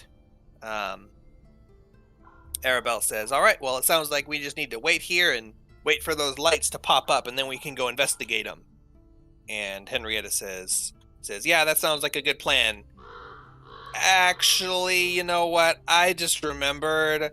I had a play date with someone. We were gonna someone was gonna show me their new dolls that they just got back in town. So you guys actually, yeah. I mean, sorry, I hate to ditch on you guys. Do you want to do it tomorrow? I'm free tomorrow, but I've actually got to get back to town. The doors close after in 30 minutes, and I'm hungry. I haven't eaten all day, so bye." And she turns around and runs down the road back towards town. And Arabelle turns back and goes, "Yeah, typical." Fuck that. Wow, I came well, here for lovely. lights. I'm looking at lights. Yeah, me too. Yeah, Vanya me says, three. Vanya says, "Yeah, definitely. We should wait here and see if anything happens." And And that is where we stop and have new characters made for next session. do you want to stop here? I don't care. I Okay. was just making a joke. Oh, 'cause that I was would making be- sure. Yeah, we can keep Nay, going a nothing little bad's bit more. happened yet. Yeah, we can go. Yeah, we're until still good. something happens. So, Yeah. you guys are sitting there. You kind of staked out, and you're looking into the woods. Everyone can go ahead and make a perception check. Yeah, check Okay. it out. Okay. Check it out.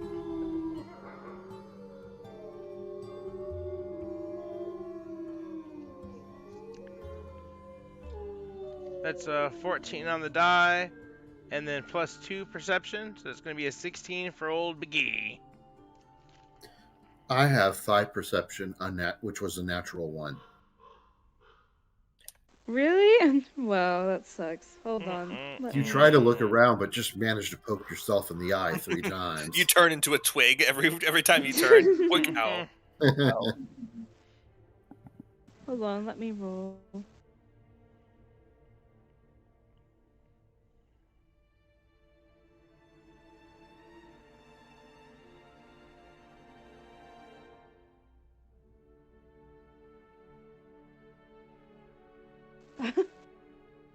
Okay, I got a natural 1 as well. Okay. Oh So God. that's Um, plus 5 McGee saves perception, the day. so 5. So, Foreshadowing. Vanya had given herself guidance. She rolled an 18, and she has plus 6 perception, and she rolled a 4 on the guidance. So, in spirit, Lily says, I got 26, and everyone around the table goes, 26? Holy crap, you got 26! And I say, Zoe, you look around and you're watching, you don't see anything, you poke yourself in the eye with some twigs. Yep. Erevan, you get really, really hyper fixated on what looks like a little mole hole, but as you're Oh, staring look at it, the you realize eventually that it was just like a clump of dirt. There's nothing in it. It wasn't even an animal hole. Oh. Biggie, you kind of notice some rustling in the leaves and stuff, but it turns out to just be the wind. Vanya seems super attentive. She's staring into the woods, and her eyes are going from here and there, and she goes, there's a crow, there's a squirrel, and she's seeing like Huh? all these animals and things, but she There's doesn't a see clown. anything light-wise. Arabelle, after you guys have been waiting there for a little while, the sun has just completely set, and it's like complete dusk now. And Arabelle stops, and she shudders, and she looks into the woods, and she says, there! It's out there! Don't you guys see it? And she points into the woods. And anyone who's looking where she's pointing, you don't see anything. No. And I look too. she says, look, don't you see those lights? They're right there. They're as bright as the sun. And after you're sitting there looking for a while, you're starting to think she's crazy or there's something going on. And then you feel a warmth radiate over you. It kind of cuts through the chill in the air that's always been ever present. And you feel this satisfying warmth and happiness just wash over you for a brief moment, and then it goes away. And then you see, Oh, I know what that feels like. yeah, right now.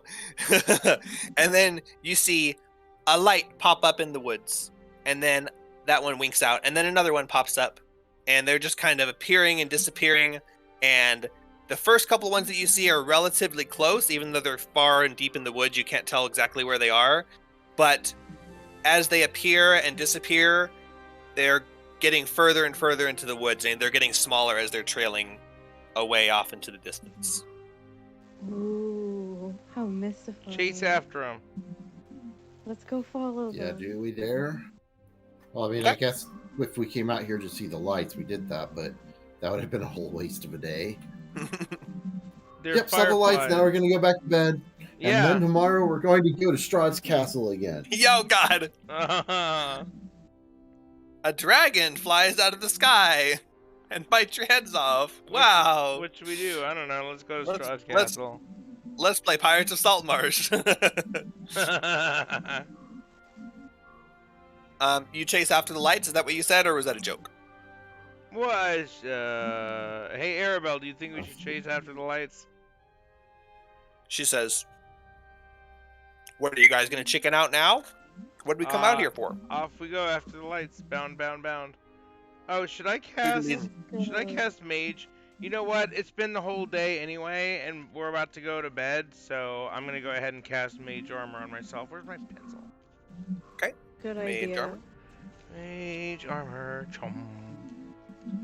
Yeah. Oh, sorry. Run, Robin, yo. That's the sound effect when I cast Mage Armor.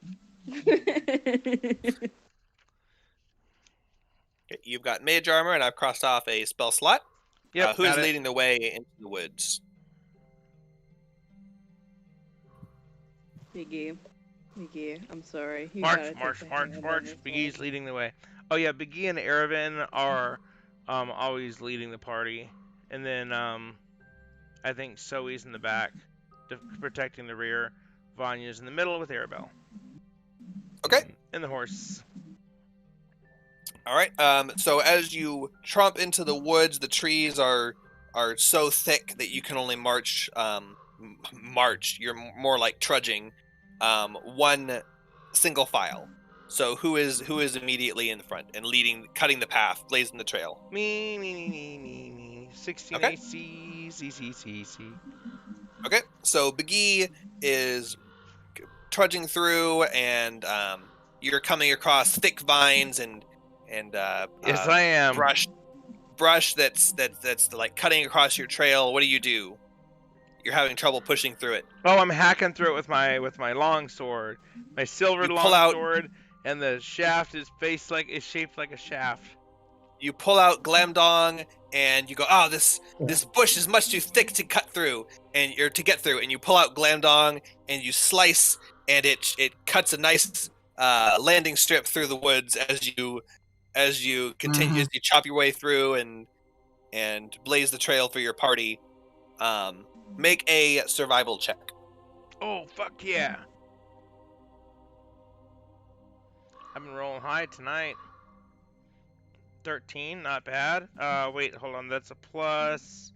Okay, I'm not proficient in survival, but my wisdom is +0, so it's not a negative, so that's 13. Let's go with strength, because you're chopping through. So it's survival strength. You're chopping through and focused on getting these branches out of the way so your party can go. Great. But as you successfully chopped your way through the woods, +2, you've so cleared a 13. path. You have been focused so much on chopping through and just getting into the woods, you look up and you've completely lost track of the lights. Oh, shit, you guys, where are the lights? Did any of us keep an eye on the lights at all? Who responds to Biggie when he asks, "Where's the lights?" Me. I do, and I go, I thought you were following the lights. Biggie, Ervin, and Zoe both make a perception check. All right.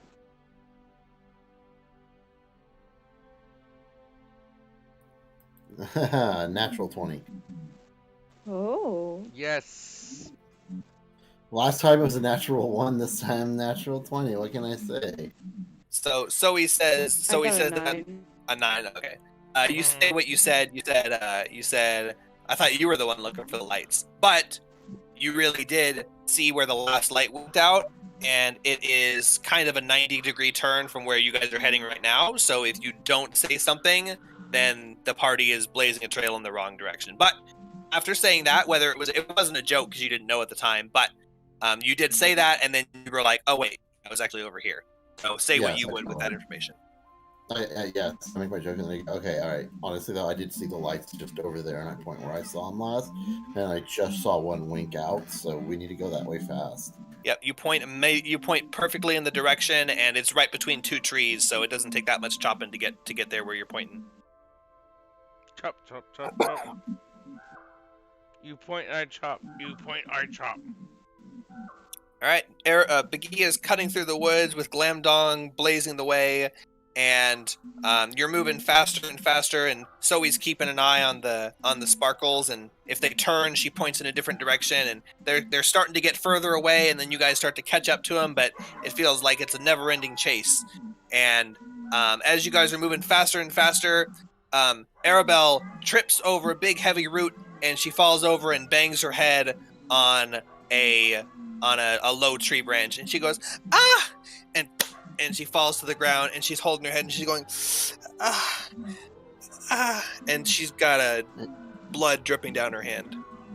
Since I'm the one who's in the very far back, I would like to take her arm and help lift her up while I'm still kind of looking ahead. So I'm not losing sight of the light, since apparently the people who are closer to them and up in front can't do that. So you are currently focusing on the lights. If you stop looking at the lights, there is someone else will have to roll to continue looking for them.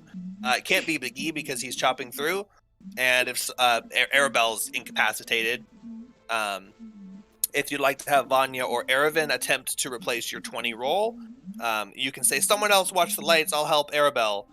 But otherwise, you have to stop what you're doing. You can't do both. Hey, can somebody keep an eye on the lights? I've got to pick up Arabelle. Yeah, I'll view. Do you see him? Still, they're just over there. By doorbell. Okay. Erevin, make another perception check, and Zoe make a medicine check. 13 medicine. All right. 8 for perception. Wow. Roll low rolls. So, Vanya walks up and sees the commotion, and she touches Zoe on the Zoe. Sorry, I just got used to saying Zoe. She touches Zoe on the Yeah. arm and says, "It looks like you'll. Don't worry, I know you'll take good care of her." And she gives you guidance. What was your roll?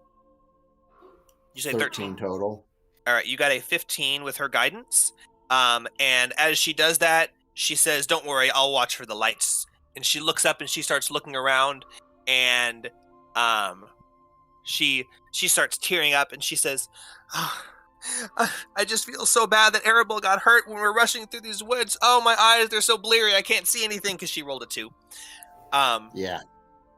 And at the moment, none of you see any lights. And Zoe, as you help Arabelle up and look at her wound, you know that she is not injured and she can keep going, but she could have a concussion. That was a really hard bang on her head, and it is bruised and dripping a little bit of blood. So you wouldn't feel, I mean, you could feel however you want. You don't think it would be terrible to have her keep going. It might be a good idea to have someone carry her, but That's what I was going to suggest, is have her hop up on my back and hang on. yeah, it's not bad enough to stop what you're doing and bring her back, but it's definitely something that she needs to be tended to keep from getting worse. All right, go ahead and hop up on my back and hang on tight there, and I'll help hold on too. And then I'll try and find the lights again. She says, "Okay, I'm sorry to be such a burden. I didn't mean to trip back there. I'm normally not that clumsy." A little bit of a burden. Have you not paid attention to anything that's happened with me in the group recently? Trust me, you're not a burden. She smiles and wipes her bloody tears away, and she climbs on your back and holds on tight.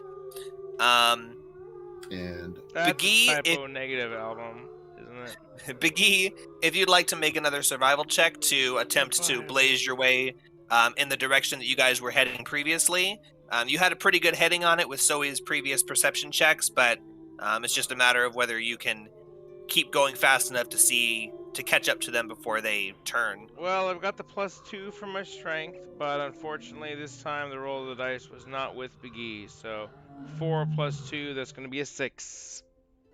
All right, you're chopping your way through, but you get some thick vines, and you have to turn around and go, probably take like a 50-foot detour around, and you're single file, so you've got to do this whole thing where everyone backs up, and Zoe's got someone on her shoulders, and you guys are like all shuffling, backing up, and as you guys are repositioning and you find another place to start chopping through, all of you have completely lost the lights and gotten turned around. You have no idea where you're going.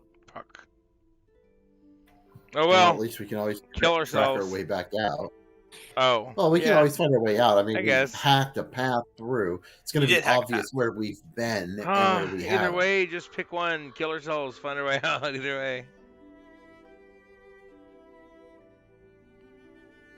But yeah, so. I mean, I think everybody knows which option I would vie for, so probably shouldn't listen to me.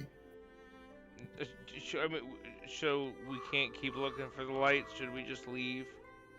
You can keep looking for them if you want. You just completely lost them, so. Okay, let's keep looking for them. Come on, we gotta find those lights. That's the only thing we can think of to do. We've gotta find them.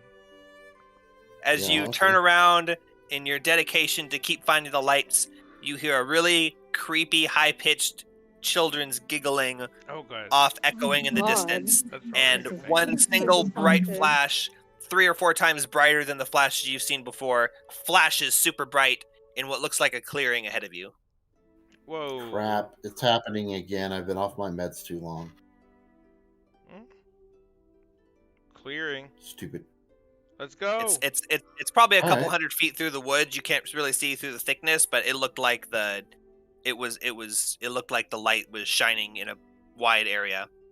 So well, that's what we came here to find. Let's go. Well, yeah, and let's approach stealthily, but let's head to the clearing and see what's going on. All right. You continue chopping your way through. The vines and stuff are still pretty thick right here. Yeah. Chop. Roll survival.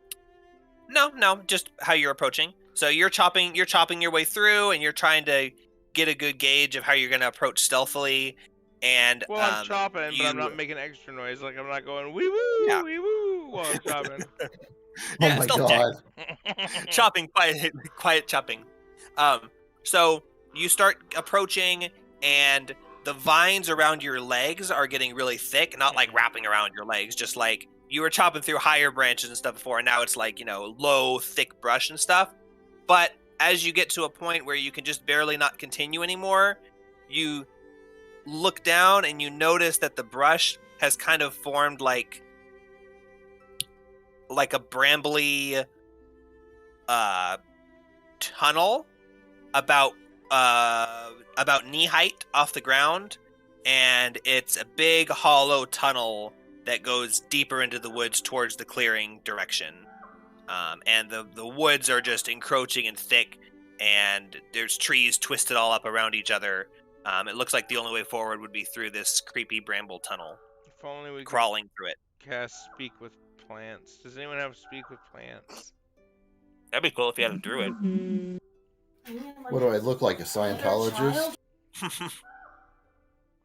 Into the creepy dark forest. Does anyone have light? Where's my cantrip? Vanya does. Where's my spell sheet?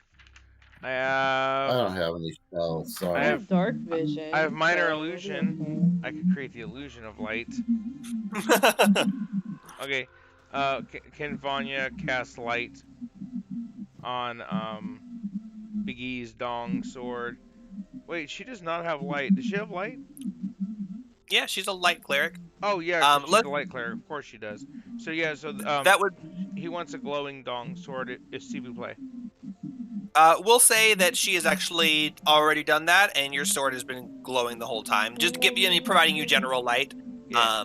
That would have been the smart thing to do. She would have suggested that if there was a player there playing her, probably.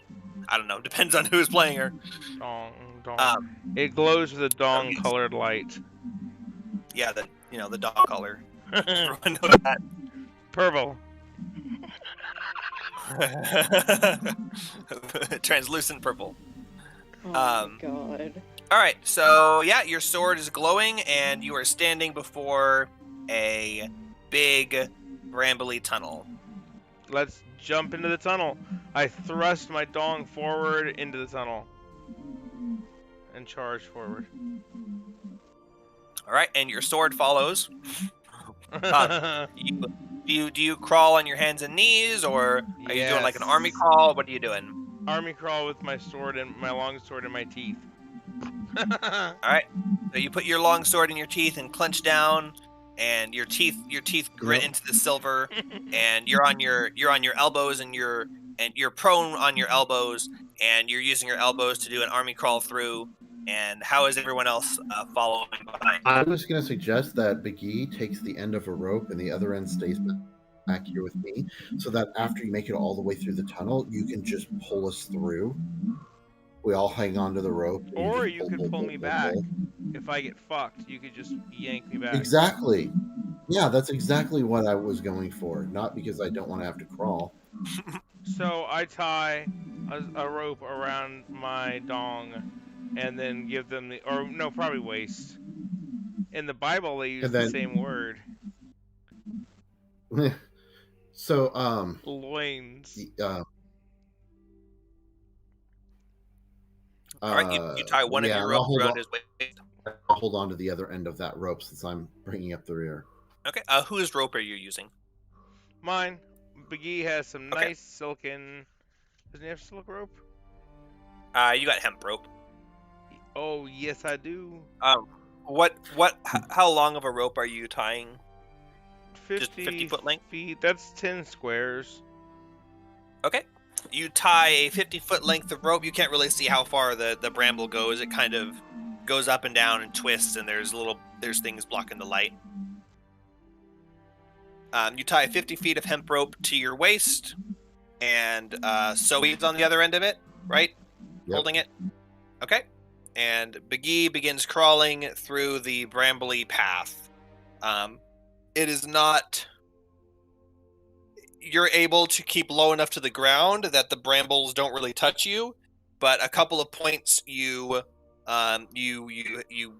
gets kind of enclosed, and you brush up against what looks like the brambles on the outside, but they're not getting stuck in your clothes or scratching you or anything like that. They just kind of brush past you gently. Feels nice. And you reach the end of your rope, and it looks like there's just a little bit more left to go. So, party behind Begee, what would you like to do? Begee is now 50 feet ahead of you in the bramble patch. I would say that you all crawl in 10 or 15 feet into it with the rope, and then let him go further. Okay. And Begee, do you communicate anything back to them? Or do you try shouting or doing anything else? Or are you just going to wait for them I to don't know. I'm at act? the end of the rope, but I do shout back and go, I see something just about 10 to 15 more feet. Something here. The end of the brambles, possibly. Okay. The rest of the party, you hear that 50 feet away. All right, guys, go ahead I and go grab a and hold of catch the up. end of the rope and start crawling in after. And I'll wait and crawl in without the rope. That way, if we have to back out, I can back out quickly, and then grab a hold of y'all's legs or whatever and drag you out, and then help. We all grab the rope and we go, Begee! Drag him back through. When that happens. What did you say, Willow? Nothing, just a random side comment. Okay, I mean, you can say that if you want. I just wanted to make sure. I don't know if you were having an idea or something. Yeah, I didn't hear you say anything. No, I'm sorry. I didn't. It was like at the wasn't same time. listening or anything. I was making sure. So okay. So what you were saying? What you will do and what you plan to do, but what are you doing right now, Zoe? Oh, I'm still technically outside of the brambles. Yeah. I said for them to, for her to go in with, or him to go in with. Oh, am So I I'm in? still Am I in waiting. now? Did Begee make it to the other side? Begee is 50 feet in the bramble at the end of a rope. Zoe is at the other end of the rope holding the rope, and the rope has reached its end. Begee shouts back and says, hey guys, I'm like 15 or 20 feet away from something here, but I need a little bit more slack. Zoe, what do you proceed? Ervin, you go ahead and crawl in and hold on to the end of the rope and give him the slack he needs. And then if he starts yelling and is like, oh God, why? Then, you start dragging him back really as hard as you can and start to back out. And then as soon as I can reach the end of the rope, I'll start pulling. And then you can help me pull once you're out. All right. I got it. Okay. So, Erevan, you get down on all fours, and how are you crawling in? You're holding the rope with one hand. How are you crawling into this bramble patch? Crouched low, trying to be careful and just going slow in general. Okay. And are you using your hands to brace as you try and get as low as you can? Are you on your elbows? How are you crawling in? Probably on my elbows. Okay. I don't want to hurt my hands. Yeah. So you're kind of doing the same thing Begee was doing. Yeah. You kind of crawl down, and you're pretty deft and slim, and so you're able to kind of wiggle your way in, and you give him about another 15 feet. And Begee, you got some slack on the line. Crawl, crawl, crawl, crawl, crawl. All right, you continue crawling, and 1 second.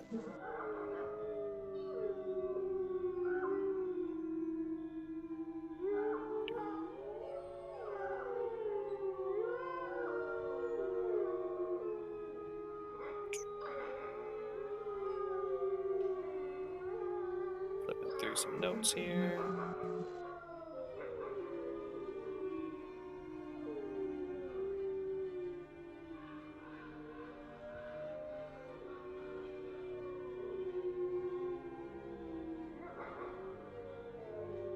All right, so you come out of the bramble, and you peek your head out, and you see what looks like a enclosed grove, and you can't really see that much of it, except that you see there's a large tree in the middle, probably about 100 feet, 150 feet away. Your dark vision doesn't reach that far. You can just barely make out the shape of the tree.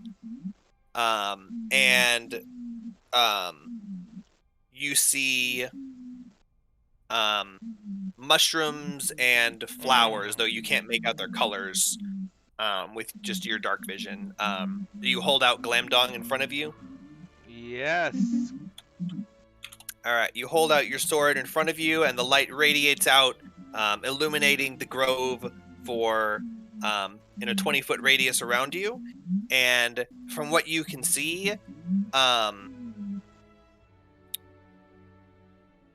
the grass all around you is covered in little tiny red and blue mushrooms. Come on in, guys. It's totally safe. Nothing in here but a little bit of tiny red and blue caps. Kind of love how we can spend 2 hours preparing and getting ready to go through a short 60-foot tunnel, but Strahd's castle, we just go up and knock, Yeah. knock. No. Doors look safer than bramble bushes. Strahd gave us an invitation. Nothing fishy about that. This bramble bush did not invite us. It's true. Erevan, you also notice as you're crawling in, you're kind of being careful avoiding the brambles, but as they brush against your skin, you notice they're not sticking into you like barbs normally would. They're just kind of brushing past you like a paintbrush. This isn't so bad. Okay, Big E shouts back, "Okay, guys, the water's fine." All right, you guys go ahead and head on in. Well, before, actually, what I want to find out is I want to take a look and see how Arabelle's doing. Is she capable of crawling through on her own, or does she need to be attached to a rope and get pulled through? Are you asking her, or do you want to check her out? I want to check on her. Okay, make a medicine check. All right. 20, not natural. Okay, you had kind of set her down as you were doing the rope thing, so she was just kind of sitting there. And as you're looking at her and surveying and seeing how she's doing, she looks like colors come back to her face and the bleeding has stopped. She's kept pressure on it. She looks like she's in a condition to be able to continue on. If you want to ask her, she might not be emotionally or mentally or have the energy to, but physically she seems fine.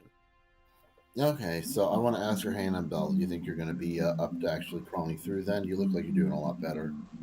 She says, "Oh, it looks kind of scary in there, but I'm sure if you guys are with me, it'll be okay. I think I'll be all right." Erevan will be right in front of you, and I'll be right behind. Yeah. She says, "Okay." Everybody roll initiative. All right, go ahead. Get going, Arabelle. I'll hop on in right behind. So Big E's in front, and then Arabelle or Erevan. Oh, Erevan's already in there. Yeah. Okay. So Arabelle crawls down, and she's looking real tense about the brambles, and she's being super careful not to touch them. And one of them brushes her bare skin, and she goes, "Ouch!" Oh, never mind. And she keeps crawling through, and she's doing she's laying flat with her arms straight out. She's never done an army crawl before, so she's just grasping at dirt and moss and trying to pull herself forward and struggling. And then I climb in after her, and then I make a comment about how it's so crazy how these thorns aren't sharp, almost as if they're illusory. She says, "I guess that's weird, but who knows? Plants are weird." And so she's Erevan, if you continue forward, you catch up to Big E and you're right behind him. Arabelle's going kind of slow as she's going through. It looks like she's trying to struggle to get a hold with her feet. She's kicking, trying to find a foothold.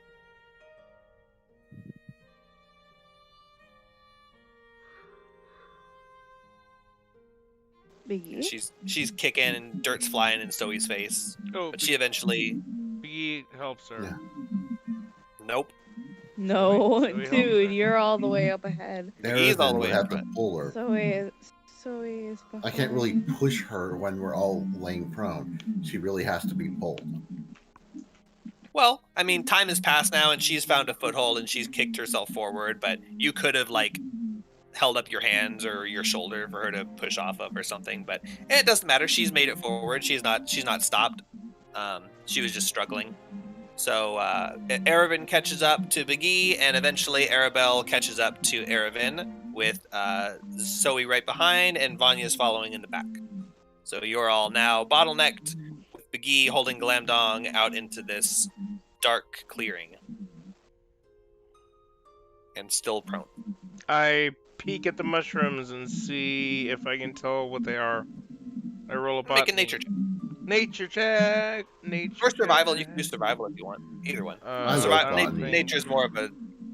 Speaking of botany, I really need to send you a picture of your sponsored this week at some point. Raid Shadow Legends. NordVPN. Yeah, sure, that's what I was talking about. So I'll do nature so I can get my +3 intelligence. So it's 11 + 3, so 14. Okay. You look at these little mushrooms, and they don't look like any specific species that you're familiar with, but they do look like they may be magical in nature. Do I have detect magic as a ritual? I do. Yeah, I want to spend 10 minutes casting detect magic and see if I can detect the school of magic. Okay.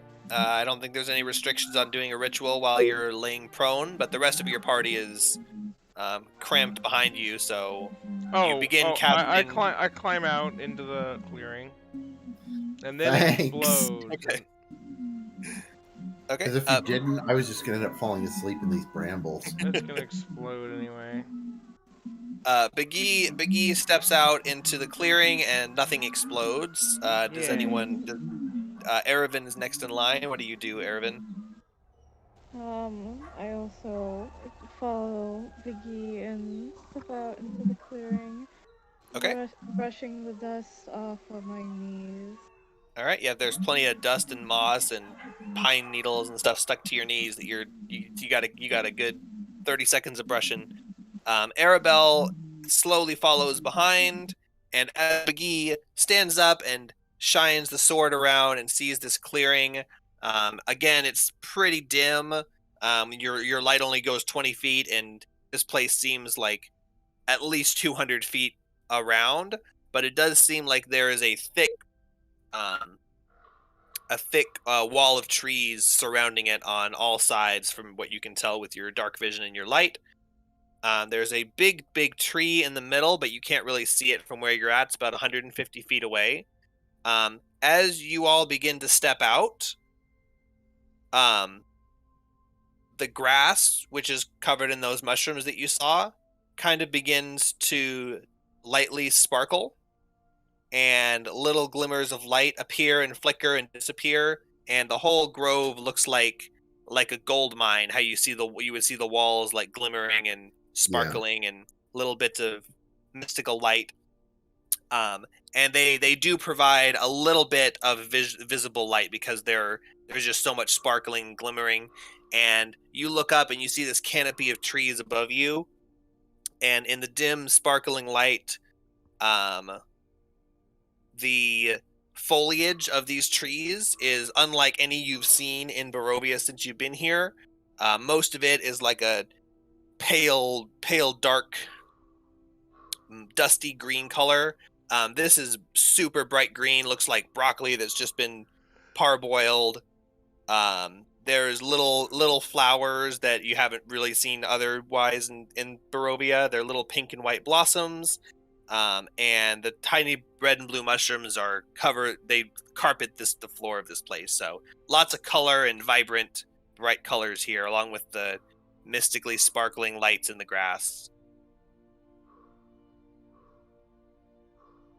And anybody have any idea what this is? Arabelle crawls out, and I'm assuming Zoe then follows. This is what Yes. Biggie is seeing as he crawls out. Okay. As Begee's the gonna rest of the tell them party. that Begee wants to spend 10 minutes casting detect magic. So, you guys do whatever you want. That's what I'm doing for the next 10 minutes. Okay, Begee comes out and starts casting Detect Magic, and as the rest of the party steps out of the brambles, the dim lights, they grow even brighter. They're still dim light, and it's still the same amount of light, but you're just now able to see a little bit more detail. And in the center of the grove is not only a tree that you saw a tree, it's actually a huge red oak tree. And if anyone is able to view Discord, it looks like this.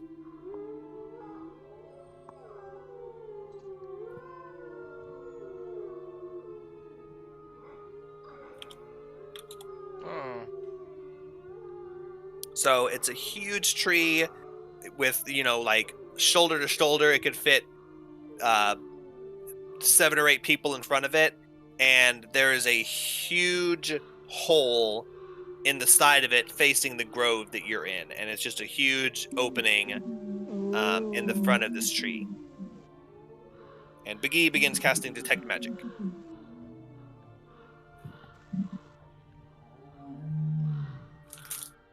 And if you guys would like to do nothing else for 10 minutes, then the ritual will finish, but let me know.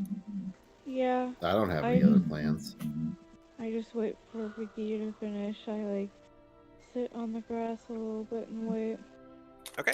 Arabelle and Vanya are both in awe. Arabelle's jaw is dropped as she's looking around at this place of beauty, and Vanya is similarly entertained, although she's seen pretty places like this before. She comes from the material world, so this isn't that strange for her, but Arabelle's probably never seen anything like this before.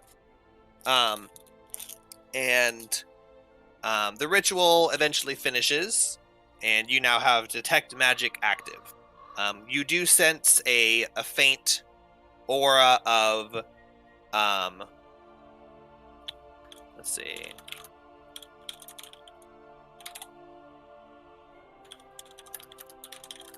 It's just determining if I eat a mushroom or not. You do sense a faint aura of evocation surrounding this whole area, but nothing specific, and there's nothing specific lights up. You just feel this evocation magic. Evocation, that's not something I don't think I want to put in my mouth. Let's climb into the tree instead. Oh, I pick up some mushrooms. Well, we're gonna need to find some place to spend the night. I'm gathering mushrooms. They're little tiny, like pinky finger sized mushrooms, but you want to gather some of them? That's fine. Okay. Write that down. Mushrooms. Nice. Colorful mushrooms. Okay, you get like a handful or 2 of mushrooms.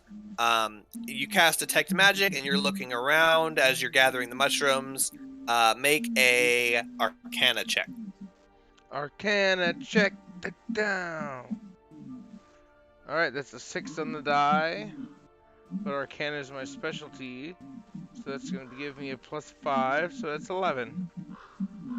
Alright, well, thankfully, you do see, that was to determine what you're seeing, if you could tell what it is. You see 4 bright spots of light appear in the grove. 4 just right in, like, the 4 quadrants of the grove. And they start dancing around and swirling around, and they vaguely form into the shape of a humanoid. Uh-oh. And then that humanoid starts to like stretch out, and then the lights disappear one at a time. And the light where they were, it rains down on the grove and sprinkles into the grass and dissipates. With the Arcana check that you made, you believe this is the Dancing Lights cantrip, which is an evocation spell, which might be what you sensed. So someone's casting that spell out here. Come out, wizard! Come out, you little bitch! Not necessarily. Someone's casting it. Not necessarily. Well, then it was like set up as a No one trap. responds to your shouts. Okay, I climb into the tree. Okay, you walk forward the 100 feet or so through the middle of this grove, and as you approach the tree, its size begins to really dawn on you just how big it is. Like, you're like, oh, it's not that far away, and then you're like, oh, it's really, really far away, and it's getting bigger and bigger and filling your field of vision. And you get up to the base of it, and you look down, and so there's this your light is now on it, your bright light from your sword. You're up close enough. A huge crack splits the trunk down the center. This is what it is. It's not happening right now. The crack is going all the way down the center of the trunk, and then at the near head height, about as tall as you, like in the picture, it splits into a V, and that's what forms this big opening. But there's a big crack running up the side of this trunk. The bark of the tree is black and smooth like coal, and the top of the tree is shattered into splinters. It's just nothing. There's no canopy at the top of it. It goes up maybe 30 feet and then is just shattered. But the rest of the tree is a redwood, and all up and down the crack and down here towards the opening is a smooth black bark. Cool, I crawl inside. Okay, as you walk inside the tree, it widens into a hollow, into the ground. If you walk in it kind of crouching down a little bit, you can just barely fit, and it turns from being a hollow in the tree into a tunnel that goes underground at a pretty sharp angle. I crawl down the tunnel. Okay, Biggie is fearlessly charging forward down the tunnel of this tree without a word to his party. What would the party like to do? Cuss and then chase after him. Okay, Biggie is down the tunnel, and so he is behind him. Glam dong! Seeing that everybody went into the tunnel, I start to go crawl down it too. Okay, Erevan crawls down the tunnel, so we've got Biggie, Snowy Erevan.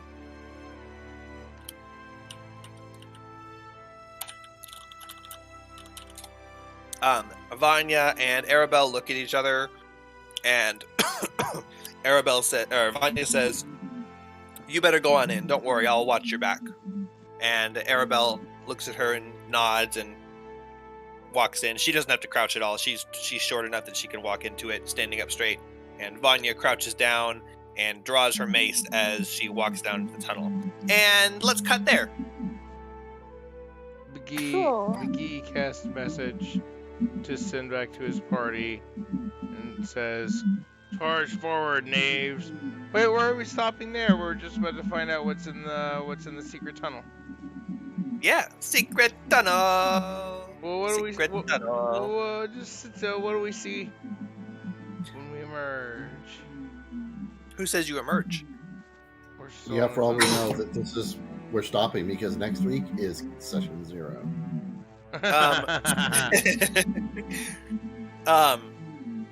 So I'll give you a little bit more, but not too much, because then you won't remember it for next time. Nothing immediately happens. You're not getting attacked by anything, but as you're walking down, you can see that the tunnel, which was kind of covered up with stuff at the front, like, you know, there was loose dirt and fallen bark and pine needles and stuff. Down here, it looks like something's claws have dug out this tunnel to make it wider, and it looks like fresh dirt has been recently exposed by this sort of digging. Man, bear pig? Monster.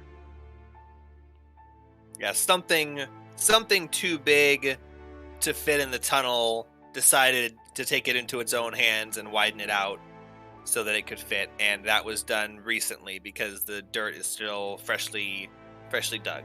And there we can end. Is that better? And we're crawling towards it.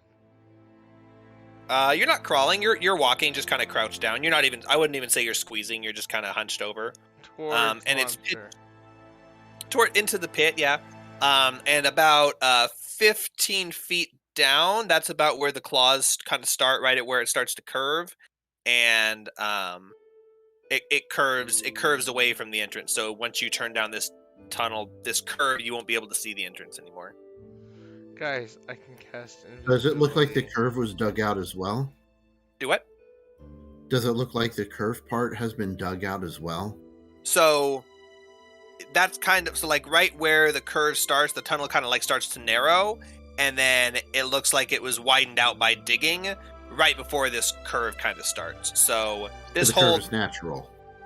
the curve is natural. Yes, I see what you're asking. The curve just itself wanted is to make a natural. joke. That's what she said. Oh.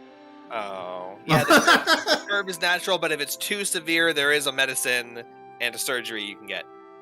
However, if it's for more than 4 hours. But no, that even though it was a joke, it is a good question. It does naturally curve to the side, to the right, and the bottleneck where it was is where it was dug out. But yes, that curve was not. Okay. It's not like something said, "I'm going to dig a hole this way." It was the way the natural curve of the tunnel went. Well, as natural as some creepy tunnel under a tree can be, it was just recently widened by claws. I guess that was a good question, even though I just wanted to make a dirty joke. Yeah, it was. So next time we can start with maybe some checks to see if you can tell what was digging. We'll take up Nature check now. Nature check now. Guidance. Nature check. Nature check. well, Vanya's in the back, so who wants to make you'd be the one making the nature check. You're in front. Make a nature check. I'm wrapping up my stuff and closing it, but go ahead and make a nature check. Okay, it's a +3 intelligence.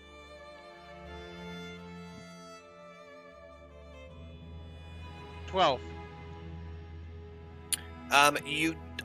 You can't detect from that Is it what bigger than a duck? exactly. So I'll give you some further description of the claws. They are not like yes, it's bigger than a duck. Huh. It doesn't look like shovel marks, like smooth. It looks like something with very long claws that were cutting deep into the dirt and pulling it out. So there's actually, it's not just like little scrape marks on the surface. It's like deep claw gouges that you can't tell how far down they go, scraping this dirt away. Owl bear? Man, Who bear pig. knows? Something with big, long, sharp claws like Wolverine. Well, whatever it is, next session, I'm going to chromatic orb it right in the face. Pretty sure that whatever it is not in any way whatsoever potentially related to being a werewolf. Probably Oh. not. Maybe a Oh. clawed snake. Well, wait, that's a good idea. It's probably a werewolf. Do werewolves Could be. claw pathways? If they're gonna dig their burrow out, I'm sure they do. Werewolves live in burrows? I want to study the ecology of werewolves. For 3 or 4 days a month when there's the full moon. Hey, they're not that well off, okay? They've got to live in the burrows. They can't live in the big cities. Oh, I wonder what CR a werewolf is. Well, whatever it is, it'll die by my dong.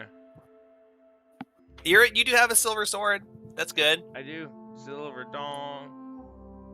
Silver dong. Silver dong. It's Dickmas time for the werewolf. I have a great way to In the continue that burrow. song, but I'm not going to. Ah, No, come and for the stream. I'm ending my stream. After the stream then. Okay, I'm ending my GG. stream too.